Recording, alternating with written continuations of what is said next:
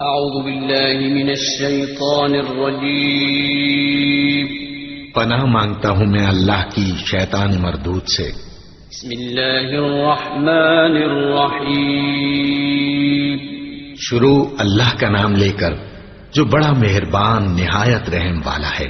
سورة أنزلناها وفرضناها وأنزلنا فيها آيات بينات لعلكم تذكرون الزانية والزاني فاجلدوا كل واحد منهما 100 جلدة ولا تأخذكم بهما رأفة في دين الله إن كنتم تؤمنون بالله واليوم الآخر وَلْيَشْهَدْ عَذَابَهُمَا طَائِفَةٌ مِّنَ الْمُؤْمِنِينَ۔ یہ ایک سورہ ہے جس کو ہم نے نازل کیا اور اس کے احکام کو فرض کر دیا اور اس میں صاف صاف آیتیں نازل کی تاکہ تم یاد رکھو۔ بدکاری کرنے والی عورت اور بدکاری کرنے والا مرد جب ان کی بدکاری ثابت ہو جائے تو دونوں میں سے ہر ایک کو 100 درے مارو، اور اگر تم اللہ اور روز آخر پر ایمان رکھتے ہو تو اللہ کے قانون کو نافذ کرنے میں تمہیں ان پر ہرگز ترس نہ آئے، اور چاہیے کہ ان کی سزا کے وقت مسلمانوں کی ایک جماعت بھی موجود ہو۔ المسلم اخو المسلم، مسلم مسلم کا بھائی، لا یظلم ہو، اس پر ظلم نہ کرے، ولا یخذل ہو، اس کو رسوا نہ کرے، ولا یحقر ہو، اسے حقیر پسند، اور آپ نے فرمایا تقوی دل میں ہو جائے، تقوی ہاں ہونا، وَيُشِيرُ إِلَى صَدْرِ ثَلَاثَ مرات، آپ نے 3 مرتبہ اپنے سینے کی طرف اشارہ کرتے ہوئے کہا التقویٰ ہاں ہونا۔ اگر حضرت آدم و حوا نے محمد صلی اللہ علیہ وسلم کے وسیلے سے دعا مانگی اور قبول ہوئی تو شیطان نے کس کے وسیلے سے دعا مانگی کہ قبول ہوئی؟ اس کا مطلب ہے کہ وسیلہ درمیان میں نہیں تھا۔ قال رب فانصرنی الی یوم یبعثون، اے میرے رب مجھے قیامت تک مہلت دے۔ یہ شیطان کی دعا ہے۔ بدبودار گارے سے ہوئے گندے، تجھے غرور زیبا دیتا ہے، تجھے تکبر زیبا دیتا ہے، تجھے اعجاب زیبا دیتا ہے، اتراہٹ تجھے زیبا دیتی ہے، اکڑ تجھے زیبا دیتی ہے، تیرا مادہ تخلیق ہی سڑا ہوا ہے، اے سڑے ہوئے وجود، تجھے فخر زیبت بخشی جائے گی، ایمان بھی باقی رہے گا، استقامت بھی اسے حاصل ہو جائے گی، شرط یہ ہے کہ قرآن کو اپنے سینے سے لگا لے۔ ساری خرابیوں کی جڑ تو یہی ہے کہ ہم نے قرآن کو اپنے پیٹھ کے پیچھے ڈال دیا، یہودیوں کی طرح، عیسائیوں کی طرح، کہ انہوں نے اپنی اپنی کتابوں کو اپنی پیٹھ کے پیچھے ڈال دیا ہے۔ یہ کتاب ایسی ہے کہ اسے سینے سے لگاؤ اور دنیا اور آخرت میں کامیاب ہو جاؤ۔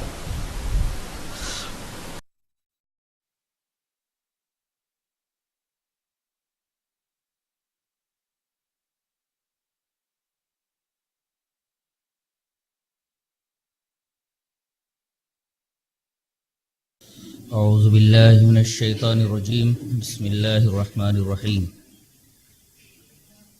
اللہ نور السماوات والارض مثل نوره كمشکاة فيها مصباح، المصباح في زجاجة، الزجاجة كأنها كوكب دري يوقد من شجرة مباركة زيتونة لا شرقية ولا غربية يكاد زيتها يضيء ولو لم تمسسه نار، نور على نور يهدي الله لنوره من يشاء ويضرب الله الأمثال للناس والله بكل شيء عليم۔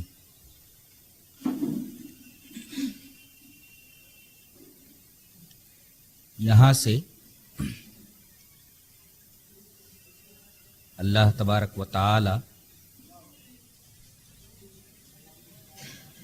نور کی وضاحت کر رہا ہے۔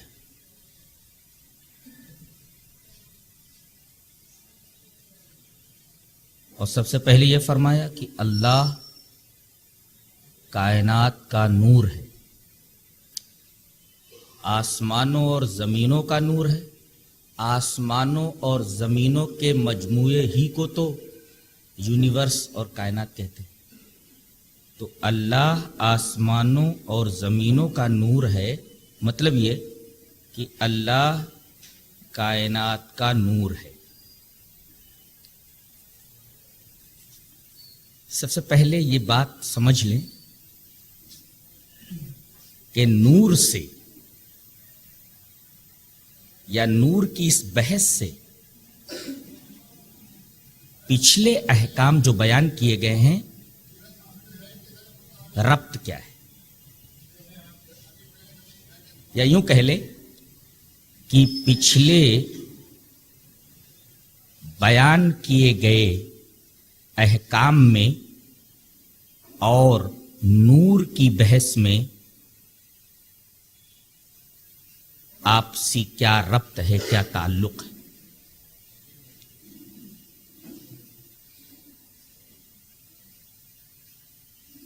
اس کو جاننے کے لیے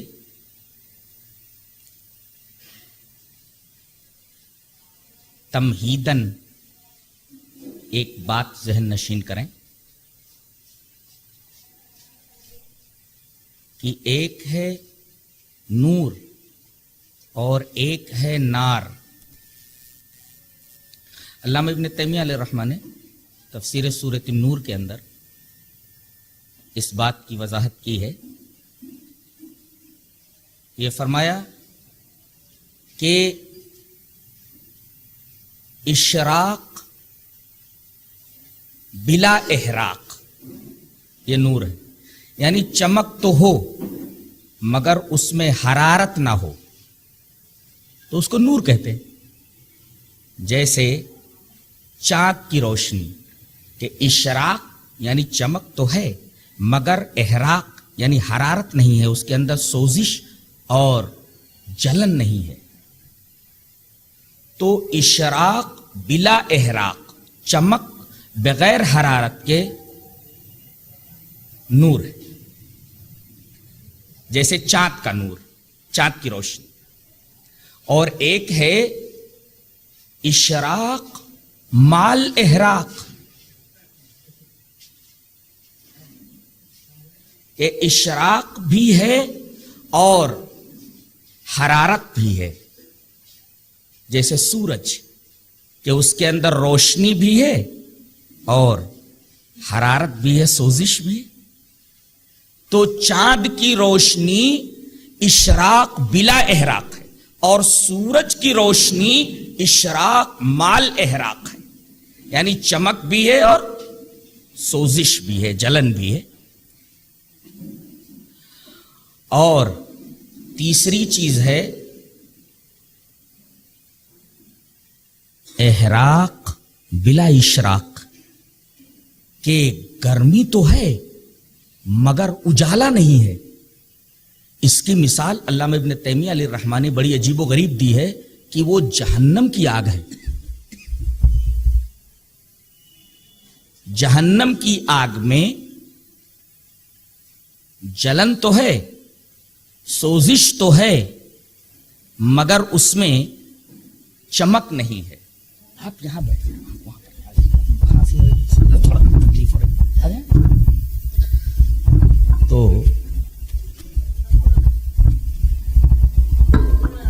اس سے یہ پتا چلا کہ دوزخ میں گرمی تو ہے، سوزش ہے، جلن ہے، اور ایسی آگ ہے، ایسی گرمی ہے کہ ویسی گرمی کا تصور بھی نہیں کیا جا سکتا، لیکن ساتھ ساتھ چاروں طرف اندھیرا ہے، چاروں طرف تاریکی ہے۔ اور اس بات کو اگر سمجھ گئے ہوں کہ جہنم کی آگ کے اندر گرمی ہے مگر تاریکی ہے، وہاں اجالا نہیں ہے،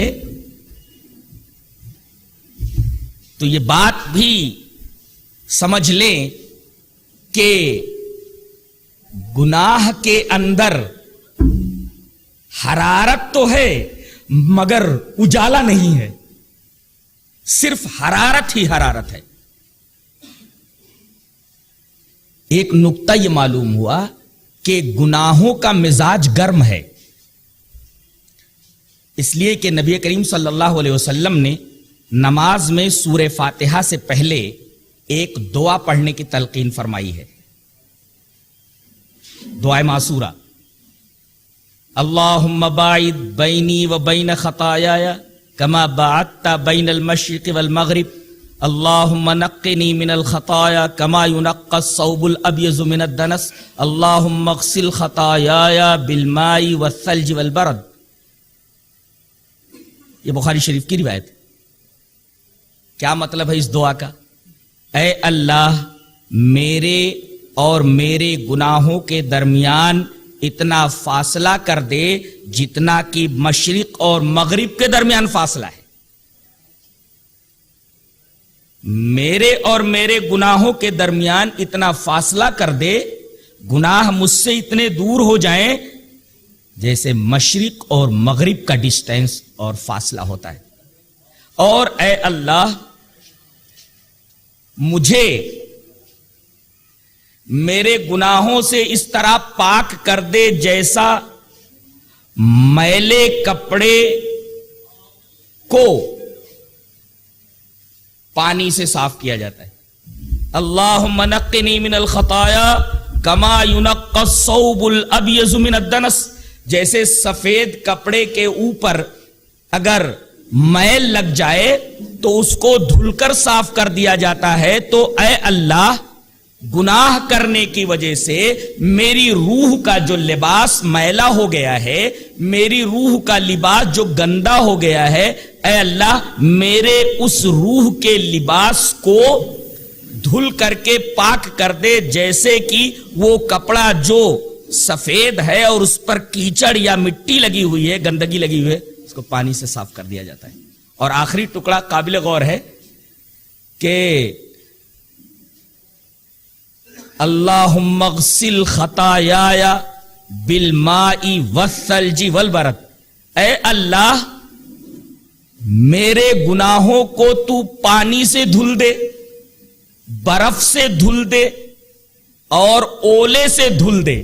سوال یہ ہے کہ گناہ کو پانی سے دھلنے کی کیا ضرورت ہے؟ اور پھر کہا جا رہا ہے برف سے دھل دے، برف سے دھلنے کی کیا ضرورت ہے؟ اور اس کے بعد کہا جا رہا ہے اولے سے دھل دے. اس کا مطلب یہ ہوا کہ پانی ٹھنڈا ہوتا ہے، اس سے زیادہ ٹھنڈا برف ہوتا ہے اور اس سے زیادہ ٹھنڈا اولا ہوتا ہے. پانی ٹھنڈا، اس سے زیادہ ٹھنڈی برف ہوتی ہے، برف میں اس سے زیادہ ٹھنڈک ہوتی ہے، اور اس سے زیادہ ٹھنڈک اولے میں ہوتی ہے. گناہوں کو ٹھنڈی چیز سے دھلنے کا مطلب یہ ہے کہ گناہوں کا مزاج گرم ہے. یہی وجہ ہے کہ آدمی جب چوری کرتا ہے تو چوری کرتے وقت پسینے پسینے ہو جاتا ہے، اس لیے کہ گناہ کا مزاج گرم ہے.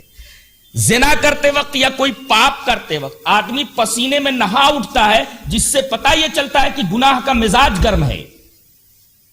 تو وہاں گرمی تو ہے مگر اجالا نہیں ہے.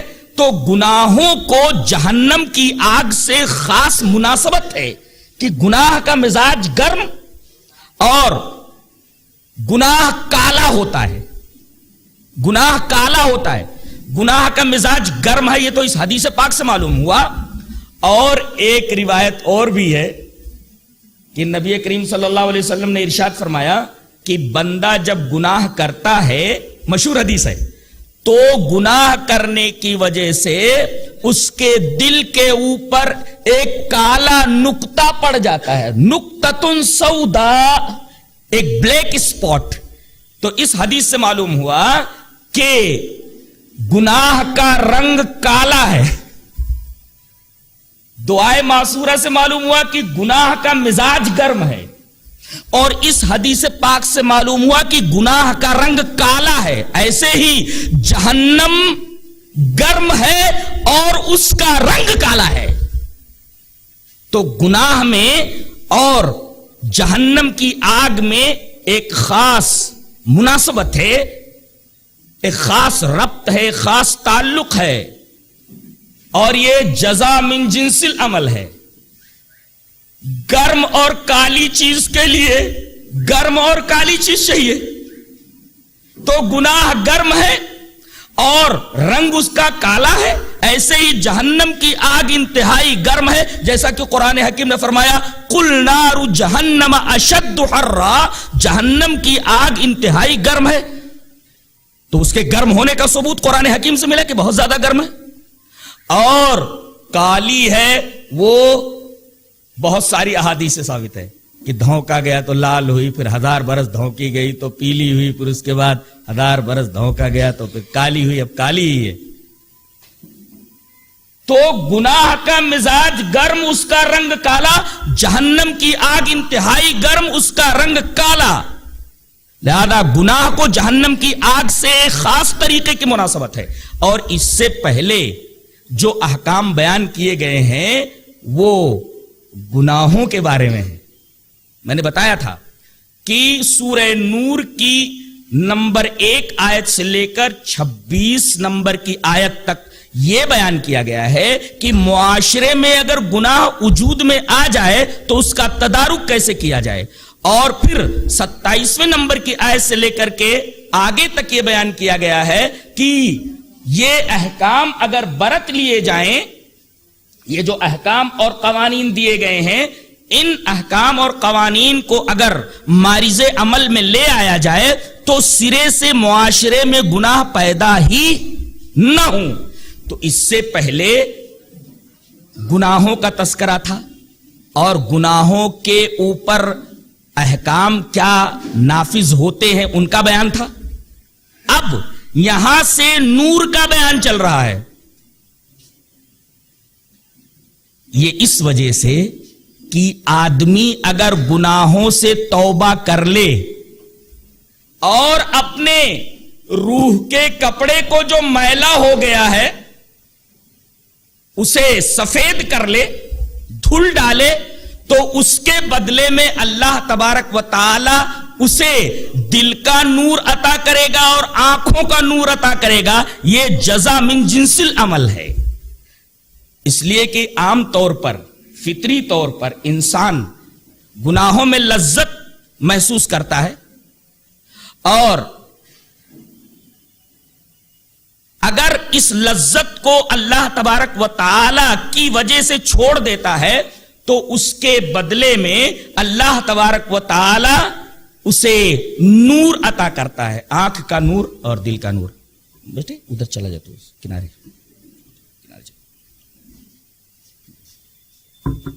تو یہ آیت نور سے پچھلے مبحث کا تعلق ہے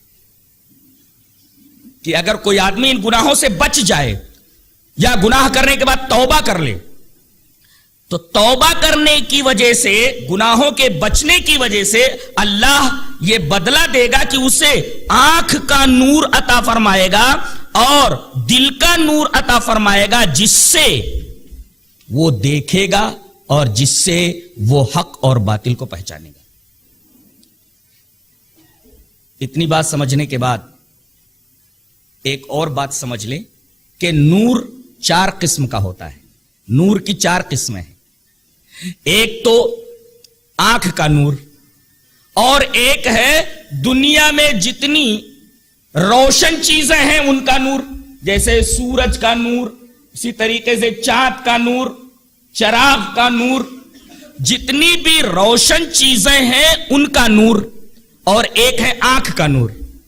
اور عجیب بات تو یہ ہے کہ اگر آنکھ کا نور نہ ہو تو سورج اور چاند کا نور اسے کوئی فائدہ نہیں پہنچا سکتا. گویا سورج اور چاند کی روشنی سے فائدہ اٹھانے کے لیے یا نورانی اشیاء سے مستفیض ہونے کے لیے ضروری ہے کہ آنکھ کے اندر روشنی موجود ہو.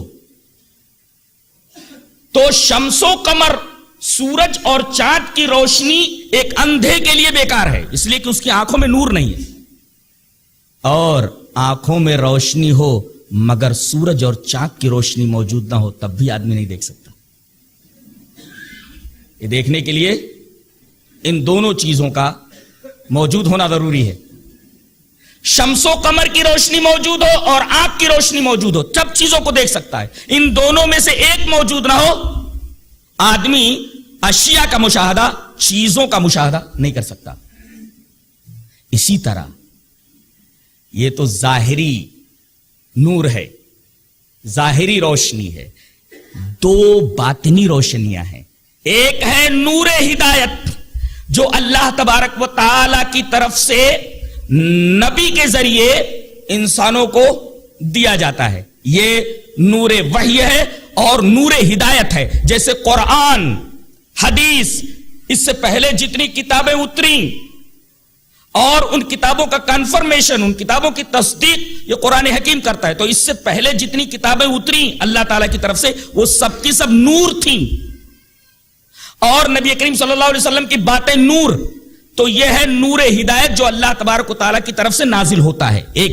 اور دوسرے ایک ہے نور بصیرت جو انسان پیدائش کے وقت ہی لے کر آتا ہے. جیسے حدیث پاک ہے حضرت ابو ہریرہ کی، جسے حضرت امام بخاری رحمت اللہ علیہ کتاب الجنائز کے اندر لائے ہیں کہ وان ابی ہریرہ رضی اللہ تعالی عنہ قال قال رسول اللہ صلی اللہ علیہ وسلم کل مولود ما من مولود الا یولد علی الفطرہ فابواہ یحودانہ او ینصرانہ او یمجسانہ. رواه البخاری فی کتاب الجنائز. کہ حضرت ابو ہریرہ فرماتے ہیں کہ رسول اللہ صلی اللہ علیہ وسلم نے ارشاد فرمایا کہ دنیا میں جو بھی بچہ پیدا ہوتا ہے وہ فطرت کے اوپر پیدا ہوتا ہے، یعنی وہ اسلام کے ساتھ پیدا ہوتا ہے، وہ نور بصیرت لے کر پیدا ہوتا ہے. ہاں ماحول اس کے اوپر اثر انداز ہوتا ہے. ماں باپ اگر یہودی ہیں، یہودی ماحول پا کر کے وہ یہودی ہو جاتا ہے. اسی طرح ماں باپ اگر نصرانی ہے تو نصرانی ماحول پا کر کے عیسائی اور نصرانی ہو جاتا ہے. ماں باپ اگر آتش پرست اور مجوسی ہیں تو مجوسی ماحول پا کر کے، آتش پرستانہ ماحول پا کر کے وہ آتش پرست ہو جاتا ہے.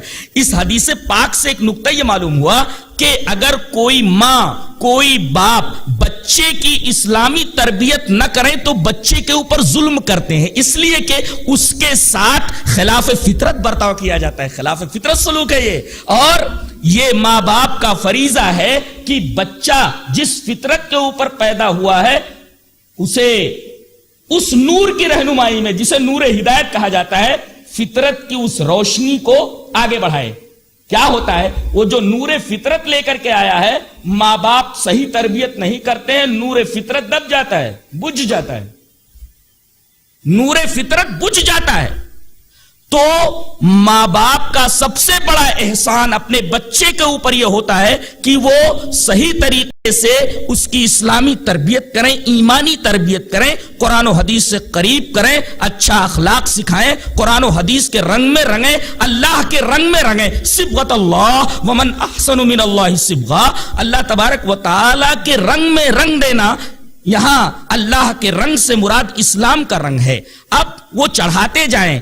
اگر کوئی ماں باپ اس سے گریز کرتے ہیں، کوتاہی برتتے ہیں، تو در حقیقت اپنے بچے کے اوپر ظلم کرتے ہیں اور اس کی جو فطرت ہے جو وہ لے کر آیا ہے، اس نور کو جسے وہ لے کر آیا اس کو بجھانے کی کوشش کرتے ہیں. ظاہر ہے کہ نور کو بجھا کر کے اس کی جگہ تاریکی لانے والا دنیا کا سب سے بدترین آدمی ہوتا ہے.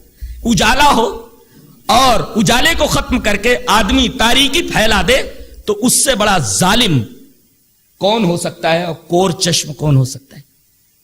تو وہ ماں باپ ظالم ہیں جو اپنے بچے کی اسلامی تربیت نہیں کرتے ہیں، جو نور فطرت وہ لے کر کے آیا اس کو بجھا دیتے ہیں. ما من مولود الا یولد علی الفطرہ.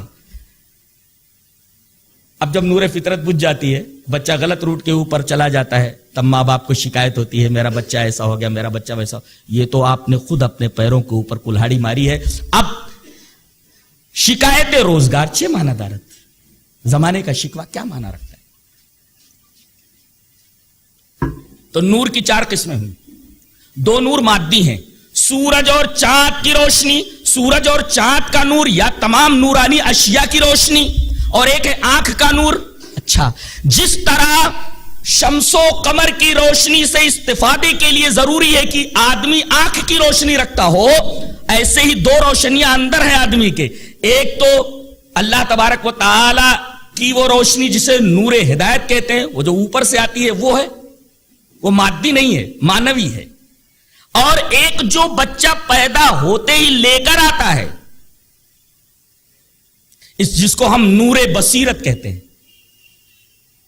اب اگر نور بصیرت نہ ہو، نقطہ یاد رکھیں، جیسے وہاں آنکھ نہ ہو، آنکھ میں روشنی نہ ہو تو سورج کی روشنی اور چاند کی روشنی فائدہ نہیں اٹھا سکتا.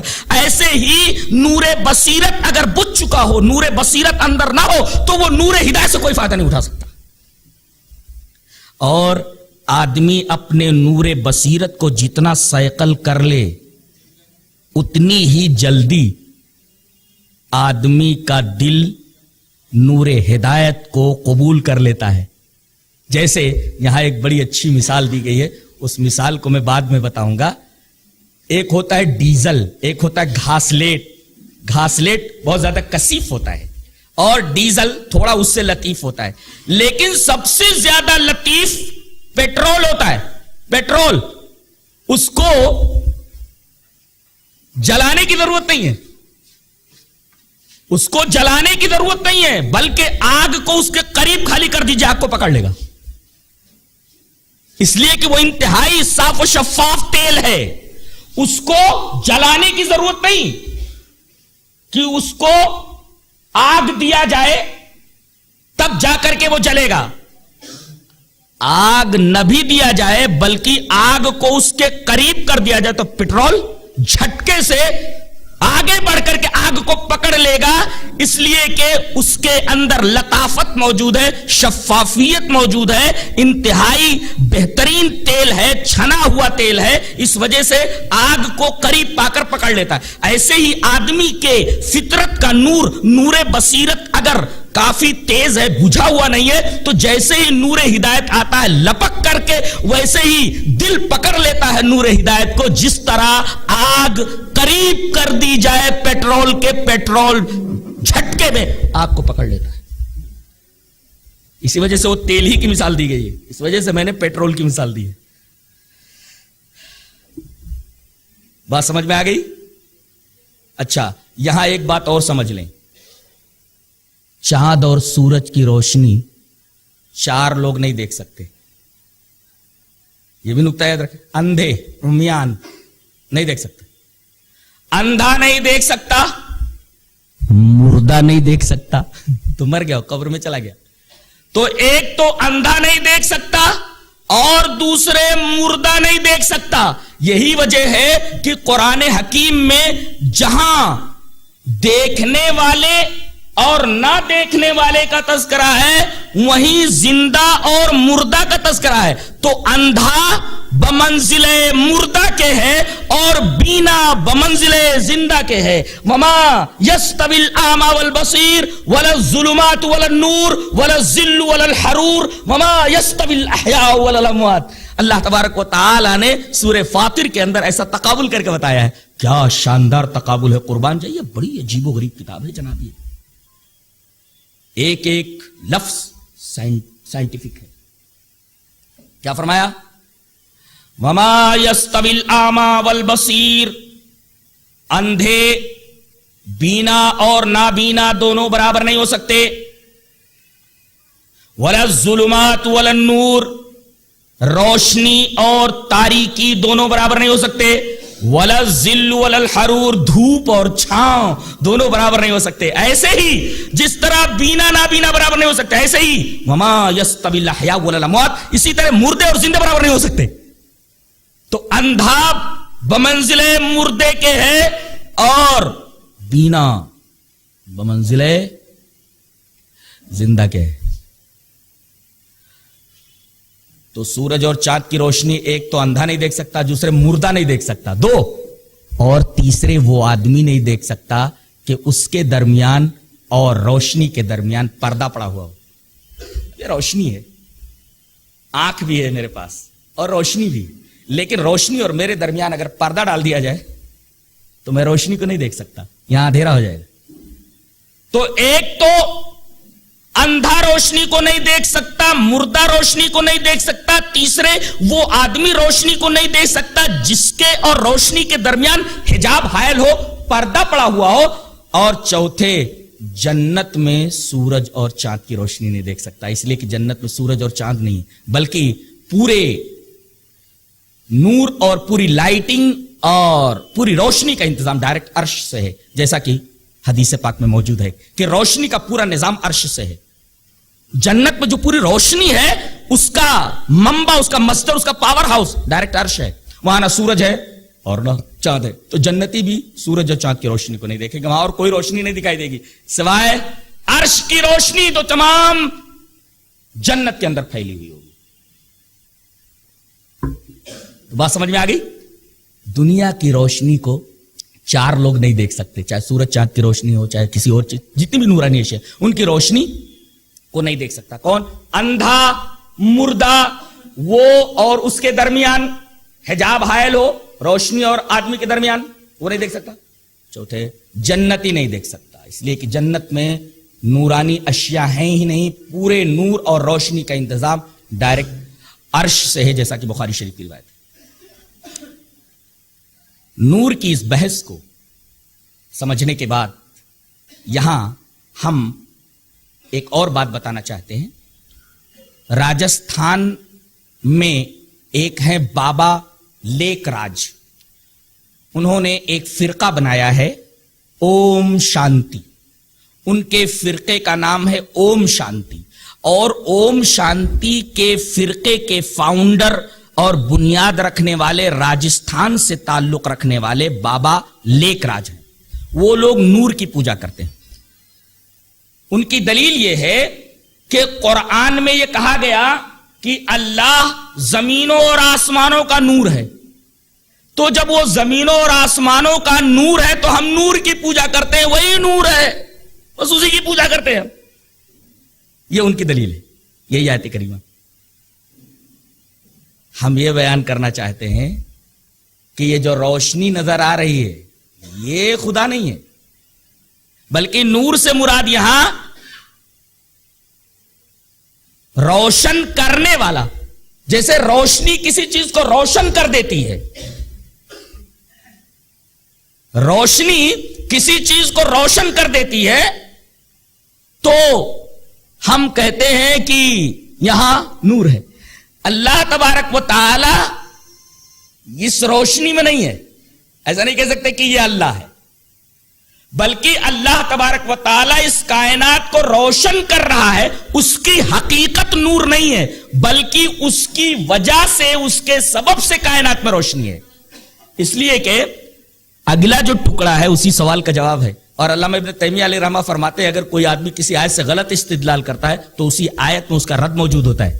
جیسے یہ کہا گیا اللہ نور السماوات والارض، اللہ زمین اور آسمانوں کا نور ہے، ٹھیک ہے، چلو جہاں بھی روشنی اس کو پوجا کرو، اس لیے کہ زمین اور آسمان میں جو نور ہے، جو روشنی ہے، سب بھگوان ہے، سب اللہ ہے، لہذا اس کی پوجا کرو۔ لیکن دوسرا ٹکڑا اس کا رد کرتا کیا ہے؟ مثل نور ہی، اس کے نور کی مثال، تو نور ہی اس کے نور کی مثال، اس کا مطلب وہ الگ ہے، نور الگ ہے۔ نہیں تو یہ کہا جائے وہی لوٹا اسی لوٹے میں ہے، اس کو کہتے ہیں اضافت الشیء الی نفسہ، اضافت الشیء الی نفسہ ممکن ہی نہیں ہے۔ اس کے نور کی مثال، اس کا مطلب مضاف اور مضاف الیہ دونوں الگ الگ چیزیں ہیں، نور الگ ہے، ہو الگ ہے، اس کے نور کی مثال، یعنی اس الگ ہے، نور الگ ہے، اس کے نور کی، ہو الگ، ہو سے مراد اللہ، اور پھر نور الگ، مضاف الیہ میں مغایرت۔ لہذا وہ جو استدلال کیا گیا اس آیت کریمہ سے، آیت کریمہ کے دوسرے ٹکڑے نے اس فرقے کے اس خیال کو باطل کر دیا ہے۔ یہ جو دنیا میں روشنی پھیلی ہوئی ہے، یہ اللہ تبارک و تعالی حقیقت میں نہیں ہے وہ، بلکہ یہاں نور سے مراد روشن کرنے والا مراد ہے۔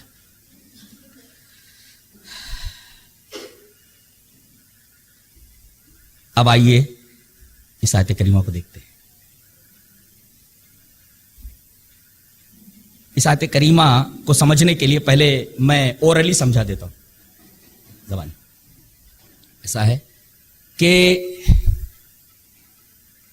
ایک تمثیل دی گئی کہ ایک تاک ہے، بہت کیئرفل ہو کر کے، سترک ہو کر کے سنیے، ایک تاکچہ ہے، تاک ہے ایک، سمجھ میں؟ ایک تاک کا تصور کیجیے، تاک میں ایک چراغ ہے، اور چراغ کے اوپر فانوس ہے، یعنی شیشہ، جیسے لالٹین ہوتا ہے، لالٹین کو تاک میں رکھ دیا جائے تو تاک ہے، تاک کے اندر لالٹین ہے، لالٹین کے اندر ایک بتی ہے جو جل رہی ہے، نیچے تیل ہے، اور اس بتی کے اوپر فانوس ہے، یعنی شیشہ ہے۔ بتائیے کہ ایک تو وہ چراغ تاک میں رکھا ہوا ہے، اور دوسرے وہ جو بتی ہے روشن، اس کے اوپر شیشہ رکھا ہوا ہے، دو باتیں معلوم ہوئی۔ اگر بتی کے اوپر چراغ کے اوپر فانوس رکھ دیا جائے تو ایک تو روشنی محدود ہو جائے گی, بکھرے گی نہیں, روشنی محدود ہو جائے گی, اور محدود ہو جانے کی وجہ سے آس پاس کی چیزیں بالکل واضح طور پر دکھائی دیں گی. نہیں سمجھ میں آیا؟ بھائی چراغ جل رہا ہے, یہ بتی ہے, جل رہی ہے بتی, اس کے اوپر آپ شیشہ رکھ دیجئے تو ابھی روشنی پھیلی ہوئی تھی, اب شیشہ رکھنے کی وجہ سے ایک تو روشنی تیز ہو گئی اور دوسرے روشنی محدود ہو گئی. روشنی محدود ہو گئی اور تیز ہو گئی, شیشے کی وجہ سے آس پاس کی چیزیں اور زیادہ روشن ہو جاتی. اتنی بات اگر سمجھ میں آ گئی تو اب یہ جان لیں کہ اس کے اندر جو تیل ہے وہ بالکل پیٹرول کی طرح ہے. کہاں سے آیا وہ تیل؟ اس زیتون کے درخت کا ہے جو ایسی جگہ پر لگا ہوا ہے کہ جو نہ تو شرقی ہے نہ غربی ہے. اس کا مطلب اس کے اوپر ہمیشہ سورج طلوع رہتا ہے, کبھی مشرقی اور مغربی سائے اسے اپنے احاطے میں نہیں لیتے, بلکہ وہ ہمیشہ دھوپ میں رہتا ہے. اور ایسا زیتون کا درخت جس کے اوپر مغربی اور مشرقی رخ کے سائے نہ پڑتے ہوں, ایسے زیتون کے درخت کا تیل انتہائی پیور ہوتا ہے, بالکل پیٹرول کی طرح کہ اس کو آگ لگانے کی ضرورت نہیں, آگ کو قریب کر دیا جائے تو آگ کو پکڑ لے.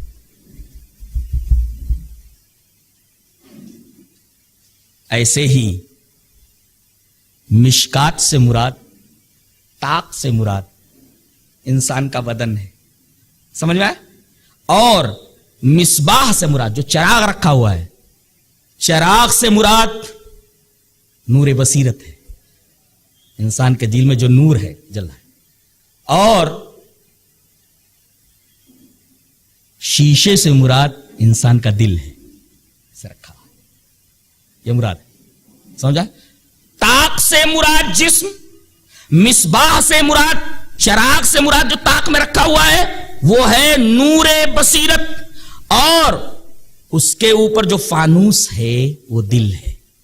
اور تیل اسی زیتون کے درخت سے آیا ہے, اور چراغ انتہائی روشن ہے, روشنی محدود ہے اس کی فانوس کے وجہ سے, اور آس پاس کی چیزیں بہت واضح طور سے نظر آ رہی ہیں. اور نور علی نور, نور علی نور کا مطلب یہ ہوا ایک تو کوالٹی بہت اچھی ہے تیل کی, اور دوسرے یہ کہ روشنی محدود ہے, تو نور علی نور تو ہو ہی گیا. نور علی نور, تیل کی کوالٹی انتہائی اعلی اور روشنی محدود ہے تو نور پر نور ہوا. اور اس نور کو وہی شخص حاصل کر سکتا ہے جو خود نور حاصل کرنا چاہے. بڑی عجیب و غریب بات ہے, وہی جو میں نے کہا کہ اگر آدمی کے اندر نور بصیرت باقی ہے تو وہ اس نور کو حاصل کر سکتا ہے. اب آئیے ترجمہ کر لیتے. اللہ نور السماوات والارض, اللہ آسمانوں اور زمین کا نور ہے. مثل نور ہی, اس کے نور کی مثال کمشکاتن, ایسے تاقچے کی طرح ہے, فیہا مصباح, جس کے اندر ایک چراغ رکھا ہوا ہو, المصباح فی زجاجہ, اور چراغ فانوس کے اندر ہو. الزجاجۃ کانہا کوکب دری, اور یہ فانوس, یہ شیشہ ایسا روشن ہو جیسے چمکدار ستارہ. اور تیل یوقد من شجرۃ مبارکۃ زیتونۃ لا شرقیۃ ولا غربیہ, اور اس کا تیل جس سے یہ چراغ روشن ہے ایسے مبارک زیتون کے درخت سے ہے جو نہ شرقی ہے نہ غربی ہے. اس کے اوپر مشرقی اور مغربی رخ کے سائے نہیں پڑتے, ہمیشہ دھوپ میں رہتا ہے. یکاد زیتھا یضیء, قریب ہے کہ تیل روشن ہو جائے, اس کا تیل روشن ہو جائے. ولو لم تمسس نار, اگرچہ آگ اس کو نہ چھوئے. اتنا صاف و شفاف ہے کہ آگ چھونے سے پہلے ہی قریب ہے کہ اس میں آگ لگ جائے, پیٹرول کی طرح. اس کو آگ دکھانے کی ضرورت نہیں, بلکہ اتنا صاف و شفاف ہے کہ آگ کو قریب کر دو تو پکڑ لے. یکاد زیتھا یضیء ولو لم تمسس نار, نور بصیرت اتنا تیز ہے, ماں باپ نے محنت کر کے اس کو اسلام کے رنگ میں اس طرح رنگ دیا ہے, اس کے نور بصیرت کو اس طرح تازہ کر دیا ہے کہ نور ہدایت ملتے ہی فوراً لپک پڑتا ہے, اور نور ہدایت کو, نور وحی کو فوراً قبول کر لیتا ہے. نور علی نور, یہ نور پر نور ہے, نور پر نور ہے. اور یہدی اللہ لنور, اللہ اپنے اس نور کی طرف ہدایت دیتا کس کو, من یشاء, جس کو وہ چاہتا ہے یا جو انسان چاہتا ہے.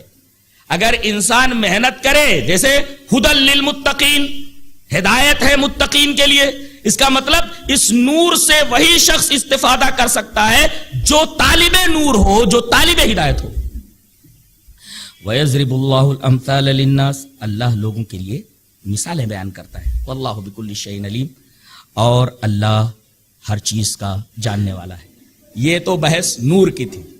اچھا, اب بتایا گیا کہ سب سے پہلے آس پاس اگر چارج کرتے رہنا ہے, اس لیے کہ بیٹری کبھی کبھی ڈاؤن ہو جاتی ہے, تو اس بیٹری کو چارج کرنے کے لیے موبائل کا اگر جو بیٹری ہے اس کی وہ انرجی کھو دے تو دوبارہ اس کو ہم چارج کرتے ہیں, ریچارج کرتے ہیں اس کو. ایسے ہی آدمی کے دل کی بیٹری اوپر نیچے ہوتی رہتی ہے. جیسے نبی کریم صلی اللہ علیہ وسلم نے فرمایا کہ میرے دل میں بھی غین آیا کرتا ہے. غین جانتے ہیں؟ وَإِنَّهُ لَيُغَانُ عَلَىٰ قَلْبِي, میرے دل کے اوپر غین آتا ہے. غین کا مطلب ہو جاتا ہے کہ تھوڑا دل اگر اللہ تبارک و تعالیٰ کے ذکر سے تھوڑا ہٹا, دنیا کی طرف متوجہ ہوا, تو ایک باریک سا پردہ, غین مینس حجاب رقیق, ایک باریک پردہ آ جاتا ہے. اور اللہ کے رسول نے فرمایا یہ میرے دل کے اوپر بھی آ جاتا ہے, اور اس کو ہٹانے کے لیے میں کیا کرتا ہوں, دن میں 100 مرتبہ استغفر اللہ کہتا ہوں. اب نبی کے دل کا یہ حال ہو کہ ایک باریک سا پردہ آ جاتا ہو, رین نہیں آتا.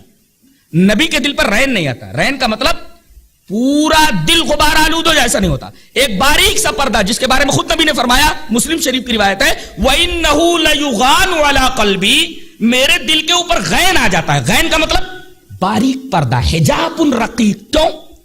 اس لیے کہ نبی کریم صلی اللہ علیہ وسلم ایک طرف تو آپ روحانی پیشوا ہیں, نبی ہیں, اور دوسری طرف آپ کو دنیاوی معاملات بھی دیکھنے, کسی کا فیصلہ کرنے لگے, کہیں لڑنے کے لیے جانا ہوا, کہیں کچھ اور مشورہ کر رہے ہیں آپ, دنیاوی مشورہ, کسی کو مشورہ دے رہے ہیں, تو ایسے ماحول میں, ایسی سچویشن میں دل تھوڑا سا اللہ کے ذکر سے ہٹا کہ ایک باریک پردہ آ جاتا ہے, حجاب رقیق.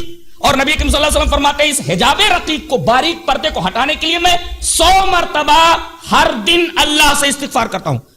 ایک نقطہ یہ ملا کہ دل کو مجلہ اور مصفہ کرنے کے لیے آدمی کی زبان پہ ہمیشہ استغفر اللہ ہونا چاہیے. استغفر اللہ, استغفر اللہ, استغفر اللہ من کل ذنب, یہ برابر اس کی زبان پہ رہنا چاہیے. یا اگر اس کو نہ آتا ہو تو اے اللہ میرے گناہ کو معاف فرما, اے اللہ میرے گناہ کو معاف فرما, اس طریقے سے وہ اپنی زبان میں کہہ لے. تو اب جب دل کے اوپر غبار, باریک پردہ آ جاتا ہے, نبی کے دل کا یہ حال ہے, تو ہم لوگ تو پورے دنیا دار ہیں, ہم کو تو اپنے بیٹری کو دل کے چارج کرنے کے لیے برابر کہیں جانا چاہیے, کسی پاور ہاؤس میں. بتایا گیا مسجدیں نور کا پاور ہاؤس ہیں. آگے بتایا گیا فی بیوت اذن اللہ ان ترفع ویذکر فی اسمہ, ایسے گھروں میں یہ نور موجود ہوتا ہے جیسے ہم لوگوں کو اپنے بیٹری, موبائل کی بیٹری چارج کرنی ہو تو لائٹ سے, روشنی سے, یا اسی طریقے سے الیکٹرک سے اس کو کنیکٹ کر دیتے ہیں, چارج ہو جاتی. ایسے دل کی بیٹری چارج کرنے کے لیے کس سے کنیکشن جوڑے؟ کافی بیوتن, ایسے گھروں میں, گھر ایسے گھروں میں. اذن اللہ ان ترفع, اللہ نے حکم دیا ہے کہ اس کا نام بلند کیا جائے, ویذکر فیہ اسمہ, اور اس کے نام کا ذکر کیا جائے, نمازیں پڑھی جائیں, تسبیحات کی جائیں, یعنی مسجد. اسی وجہ سے ایک خصوصیت ہے مسجد میں آنے والے کی. نبی کریم صلی اللہ علیہ وسلم نے ارشاد فرمایا کسی آدمی کو اگر دیکھو کہ وہ برابر مسجد میں آ رہا ہے تو اس کے ایمان کی گواہی دو, فاشہدوا لہ بالایمان, کہ وہ ایمان والا ہے, اس کے پاس ایمان ہے.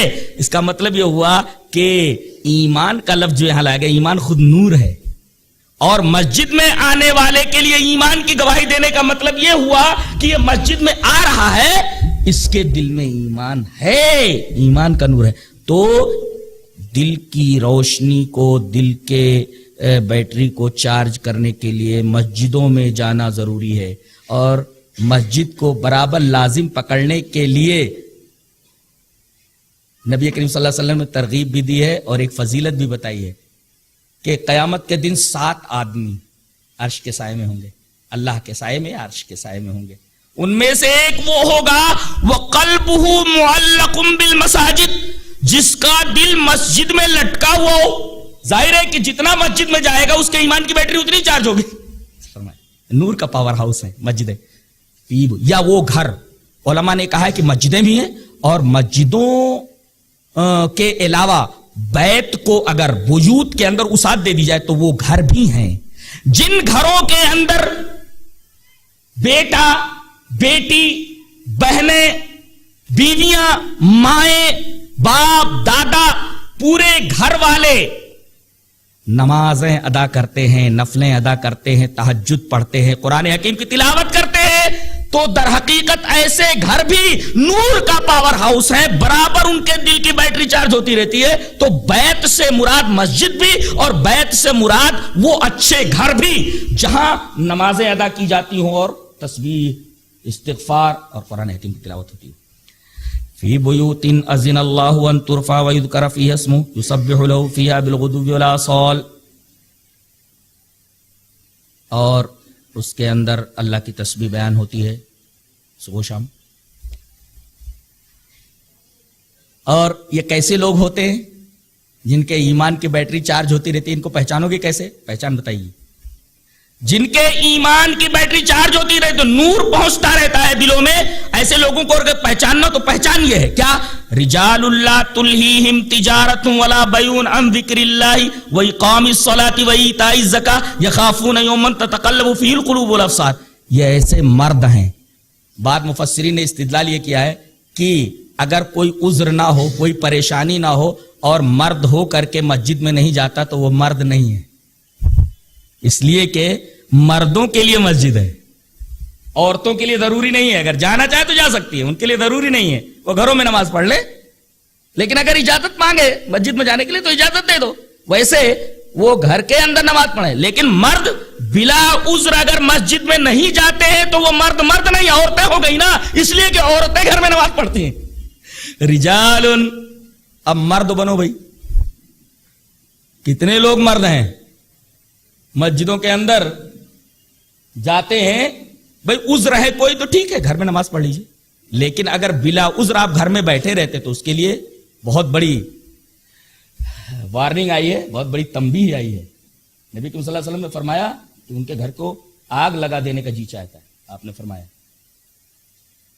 تو رجال ایسے مرد ہوتے ہیں کہ لا تلہیہم تجارت ولا بیع عن ذکر اللہ، کہ تجارت اور خرید و فروخت ان کو اللہ کے ذکر سے غافل نہیں کرتی، برابر اللہ کا ذکر کرتے رہتے ہیں. نماز کا ٹائم ہو فوراً مسجد میں پہنچ جاتے ہیں. تجارت ایک طرف، بیع، خرید و فروخت ایک طرف، یہ پہچان ان کی. اور وَإِقَامِ الصَّلَاةِ، نماز قائم کرتے ہیں، اللہ کا ذکر. یعنی تجارت کے وقت بھی اللہ تبارک تعالیٰ کا ذکر کرتے رہتے. خرید و فروخت کے اوپر اللہ کا ذکر.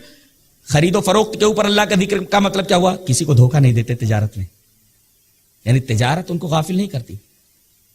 یہاں ایک نقطہ معلوم ہوا کہ مومن کی تجارت اور ایک غیر مومن کی تجارت، مسلم کی تجارت اور ایک غیر مسلم کی تجارت، وہ آدمی جس کے دل میں نور ایمان ہو اس کی تجارت، اور ایک آدمی وہ جس کا دل نور ایمان سے خالی ہو، دونوں کی تجارت میں فرق یہ ہے کہ مومن کی تجارت اس کو اللہ کے ذکر سے غافل نہیں کرتی، غیر مومن تو غافل رہتا ہے. رجال لا تلہیہم تجارت ولا بیع عن ذکر اللہ واقام الصلاۃ وایتاء الزکاۃ، وہ مرد ہوتے ہیں جن کو تجارت اور خرید و فروخت اللہ کے ذکر سے غافل نہیں کرتے، اور نماز قائم کرنے سے، زکوٰۃ دینے سے، اور وہ ڈرتے رہتے ہیں. ان کی ایک پہچان اور بھی ہے، یخافون یوما تتقلب فیہ القلوب والابصار. جس دن آنکھیں پلٹ جائیں گی، آنکھیں پلٹ جائیں گی قیامت کے دن، اس دن سے ڈرتے رہتے ہیں، یعنی قیامت سے ڈرتے رہتے کہ میرا کیا ہونے والا ہے، اس سے ڈرتے رہتے. لیجزیہم اللہ احسن ما عملوا ویزیدہم من فضلہ واللہ یرزق من یشاء بغیر حساب. اللہ تبارک تعالیٰ فرما رہا ہے کہ ان کو بدلہ دے گا ان کے تمام اچھے عملوں کا. تو ایک تو ہے جو آپ نے کیا اس کا اچھا بدلہ، اور بونس الگ سے. ایک اچھا عمل ہے اس کا بدلہ تو ملنے والا، اور اس کے اوپر بونس بھی، بونس کا تذکرہ. لیجزیہم اللہ احسن ما عملوا، جو حسن عمل آپ نے کیا، اچھا عمل، اس پر تو اللہ بدلہ دے گا. وَيَزِيدَهُم مِّن فَضْلِ، اور اپنے فضل سے اور دے گا. یہ بونس ہے. واللہ یرزق من، اللہ کو روکنے والا کون؟ جس کو چاہے بے حساب روزی دے. واللہ یرزق من یشاء بغیر حساب. اب یہ معاملہ رہا نور کا. اب نور کی ضد کیا ہے؟ ظلمت، نہ تاریکی. بتایا گیا کہ کافر لوگ تاریکی میں ہیں، اس لیے وہ کفر پر ہیں. ان کے دل کے اندر روشنی ہے ہی نہیں. کفر والا آدمی کافر جو ہوتا ہے اس کے دل میں نور نہیں ہوتا، نور سے خالی ہوتا ہے. اور یہاں دو مثالیں دی گئی. ایک تو ان کافروں کی اور منافقین کی جو کچھ نیک عمل بھی کر لیتے ہیں اور اللہ کا صحیح تصور ان کے ہاں نہیں ہے. بس ایسا لگتا ہے جیسے ٹھیک ہے وہ ہم بھگوان کو مانتے ہیں، اللہ کو مانتے ہیں، اور کچھ نیک کام بھی کر لیتے ہیں، لیکن اللہ کی ذات اور صفات کا صحیح تصور ان کے پاس نہیں ہے. ان کی مثال کیسے؟ جو نیک عمل کر لیتے ہیں تو ان کے نیک عملوں کا کچھ حساب کتاب ہے، ان کے نیک عملوں کا کچھ بدلہ انہیں ملنے والا ہے؟ بتایا گیا نہیں، ملے گا ہی نہیں ان کو. کیسے بتایا گیا؟ ان کے عملوں کی مثال کیسے؟ کیا شاندار تمثیل ہے. والذین کفروا اعمالهم کسراب بقیۃ یحسبه الظمآن ماء حتی اذا جاءوا لم یجدوا شیئا ووجد اللہ عنده فوفاهم حسابه واللہ سریع الحساب. میراج جانتے؟ میراج سراب جس کو بولتے، سراب اردو میں، کہ کوئی آدمی ریگستان میں ہے، دور سے دیکھتا ہے، پیاسا ہے، اور سامنے دیکھتا ہے تو اسے ریت جو ہے ایک خاص زاویے سے اگر روشنی پڑتی ہے. فزکس کے طلبہ جانتے ہیں، فزکس پڑھنے والے لڑکے جانتے ہیں. ایک دفعہ میرے بچے نے کہا کہ ابا جانتے ہیں میراج کیسے بنتا ہے؟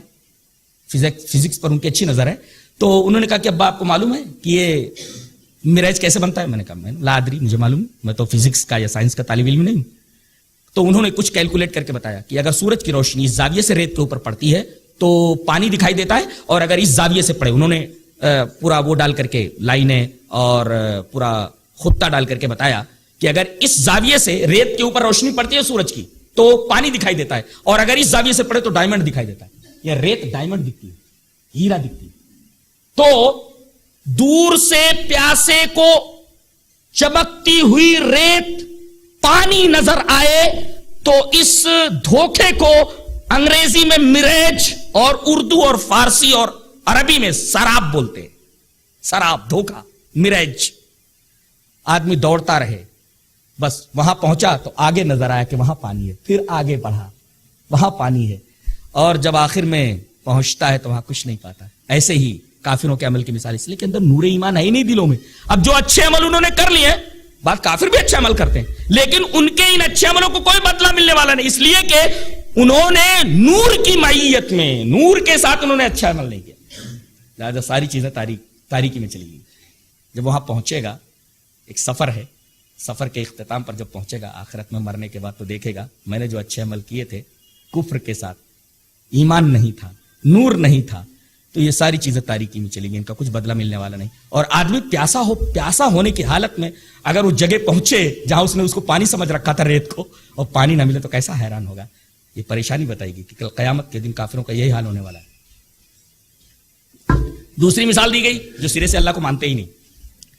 تو جو اللہ کو مانتا ہی نہیں سرے سے اور نیک عمل بھی نہیں کرتا، تو جتنا قدم آگے بڑھے گا ہر قدم پر تاریکی تاریکی تاریکی. اس کی مثال دی گئی. اور جیسے ایک گہرے دریا کے اندر تاریکیاں کہ جس کو ایک موج اس کے اوپر سے ڈھانکے ہوئے ہے، پھر ایک موج اس کے اوپر، پھر اس کے اوپر ایک بادل، ظلمات بعضها فوق بعض، یعنی جتنے قدم آگے بڑھائے گا اس کے پاس روشنی ہے ہی نہیں، تاریکی میں گھستا چلا جائے گا. ظلمات بعضها فوق بعض، اور تاریکیوں پر تاریکی ہے، یہاں تک کہ آدمی اگر ہاتھ نکالے سمندر سے تو ہاتھ کو نہیں دیکھ سکتا، اتنی تاریکی ہے. فرمایا وَمَن لَّمْ يَجْعَلِ اللَّهُ لَهُ نُورًا فَمَا لَهُ مِن نُور. جس آدمی کو اللہ نور نہ عطا کرے اسے نور ملنے والا نہیں. لہذا اللہ سے نور مانگو. اللہ کے رسول صلی اللہ علیہ وسلم دعا فرماتے تھے کہ اے اللہ میری آنکھوں کو نور بنا دے، میرے ہاتھ کو نور بنا دے، میرے پیر کو نور بنا دے، میرے دل کو نور بنا دے. اس طریقے کی دعا فرماتے تھے آپ. نور کی دعا کرنا یہ بہت بڑی دعا ہے کہ آدمی اپنے لیے اللہ تبارک و تعالیٰ سے نور مانگے، اس لیے کہ اللہ نے فرمایا وَمَن لَّمْ يَجْعَلِ اللَّهُ لَهُ نُورًا فَمَا لَهُ مِن نُور، جسے اللہ نور نہ عطا کرے اسے نور ملنے والا نہیں ہے، لہذا اللہ سے نور مانگو، نور ہدایت مانگو۔ تو ایک تو نور کہاں ملتا ہے؟ مسجدوں میں، ان گھروں میں جہاں اللہ کا ذکر ہوتا ہے۔ اس کے بعد کہا گیا کہ اور ہم بتاتے ہیں کہ نور کہاں ملتا ہے۔ کائنات میں ہماری بڑی عجیب عجیب نشانیاں ہیں، اگر ان نشانیوں پر غور کرو تو تمہیں نور مل جائے۔ آیا ہے، کیا بیان ہے، سبحان اللہ! ایک ترتیب ہے، ایک سیکوینس ہے کہ آدمی حیران رہ جائے کہ اس طریقے کی ترتیب کا خیال کم سے کم یہ تو محمد صلی اللہ علیہ وسلم کا کلام نہیں ہو سکتا، بلکہ یہ اللہ کا کلام ہے، ایسی ترتیب انسان بنا ہی نہیں سکتا۔ اب بتایا گیا کہ ایک تو نور اگر حاصل کرنا ہے تو مسجدوں میں جاؤ یا ان گھروں کو نور کا پاور ہاؤس بناؤ اللہ کے ذکر سے، اس سے۔ اور اگر نور دیکھنا ہے، نور پانا ہے، تو ہماری کائنات کے اندر ہماری بہت ساری عجیب و غریب نشانیاں منتشر ہیں، بکھری ہوئی ہیں، اسکیٹرڈ ہیں، اگر ان کے اوپر تم نگاہ کرو گے تو تمہیں نور مل جائے گا۔ کیا کیا نشانیاں؟ پہلے زوولوجی سے بحث کی گئی، فرمایا گیا الم تر ان اللہ یسبح له من فی السماوات والارض والطیر صافات، کائنات کے ہر شے تسبیح بیان کر رہی ہے، کائنات کا ذرہ ذرہ تسبیح خواں ہے، تسبیح بیان کر رہا اللہ تبارک تعالیٰ کا، اگرچہ ہم اس کی تسبیح کو نہیں سمجھ سکتے، جیسا کہ قرآن حکیم کے 15ویں پارے میں موجود ہے، ولیکن لا تفقهون تسبیحهم، یہاں فرمایا گیا الم تر ان اللہ یسبح له من فی السماوات والارض، کائنات کی ہر شے اللہ کی تسبیح بیان کر رہی ہے، والطیر صافات، ذرا فضا میں اڑنے والی چڑیوں کو دیکھو۔ سائنس تو یہ کہتی ہے کہ زمین چیزوں کو اپنی طرف کھینچتی ہے۔ حیرت کی بات تو یہ ہے کہ ایک معمولی سوئی کو، ایک ہلکے کاغذ کو اگر ہم فضا میں اڑائیں تو گریوٹی جو ہوتی ہے، کشش ثقل، وہ فوراً سے کھینچ لیتی ہے، زمین کے اوپر گرا دیتی ہے۔ ہلکی سے ہلکی چیز کو زمین کی کشش، گریوٹی، گریویٹیشنل فورس اس کو کھینچ کر کے زمین کے اوپر گرا دیتا ہے۔ ان چڑیوں کو دیکھو کس طریقے سے مستی میں فضا کے اندر پھیلی رہتی ہے، اس میں چہچہاتی رہتی ہیں، لڑتی رہتی ہے، گھومتی رہتی ہے، اور عجیب انداز ہے ان کا۔ تو ان کے اوپر یہ قانون لاگو کیوں نہیں ہے؟ کشش ثقل ان کو نیچے کیوں نہیں کھینچ لیتا؟ ہم نے ان کو ایسی صلاحیت عطا فرمائی ہے کہ اس صلاحیت کی بنا پر گریویٹیشنل فورس ان کو کھینچ نہیں سکتا۔ یہ ہماری بہت بڑی نشانی ہے، اگر تم غور کرنا چاہو تو نور مل سکتا ہے وہاں سے۔ والطیر صافات، وہ چڑیاں جو فضا میں پھیلائے ہوئے پروں کو اڑ رہی ہیں، اور فرمایا کل قد علم الصلاۃ والتسبیح، کائنات کی ہر شے نماز پڑھ رہی ہے۔ عجیب بات ہے کہ اگر کوئی آدمی نماز چھوڑ دے تو کائنات کی ہر شے سے الگ ہو جاتا ہے۔ یہ عجیب بات کہی گئی، کل قد علم صلاتہ، صلاۃ مانے نماز، کائنات کی ہر شے، ایوری تھنگ، ہر شے کو اپنی نماز کا علم ہے، اپنے اپنے طریقے سے نماز پڑھنا ہے، صلاۃ کا لفظ ہے، اور تمہارے اوپر بھی صلاۃ فرض کی گئی۔ اس کا مطلب یہ ہوا کہ اگر کوئی نماز چھوڑ دے تو کائنات کی ہر شے سے الگ ہو جاتا ہے، وہ بالکل کائنات سے الگ ہو جاتا ہے۔ کل قد علم الصلاۃ والتسبیح، کائنات کی ہر شے کو اپنی نماز کا طریقہ معلوم ہے، وہ تسبیح، اور اپنی تسبیح کا طریقہ معلوم ہے۔ پہلے نماز کا ذکر کیا گیا، اس کے بعد تسبیح کا۔ کائنات کی ہر شے محو عبادت ہے، کائنات کی ہر شے نماز پڑھ رہی ہے، صلاۃ ہے اس کے لیے اپنے طریقے سے، وہ تسبیح، اس کی تسبیح۔ اللہ علیم بما یفعلون، اللہ کو علم ہے جو وہ کر رہے ہیں۔ وللہ ملک السماوات والارض والی اللہ المصیر، اللہ ہی کے قبضے میں کائنات کی بادشاہت ہے، اور ایک دن اس کو مٹا کر کے اپنی طرف بلا لے گا سب کو، کسی کو یہاں نہیں رہنا ہے۔ کیا انداز ہے شاہانہ بات کرنے کا۔ اس کے بعد فرمایا گیا ایک اور منظر ہے، یہ وہ چیز ہے جس سے تم بنے ہو، ذرا غور کرو کس سے بنے ہو تم۔ ہر چیز کو اللہ نے پانی سے بنایا ہے۔ ڈاروین نے کہا کہ حیات کی ابتدا اسپائرو گائرا سے، اسپائرو گائرا سے،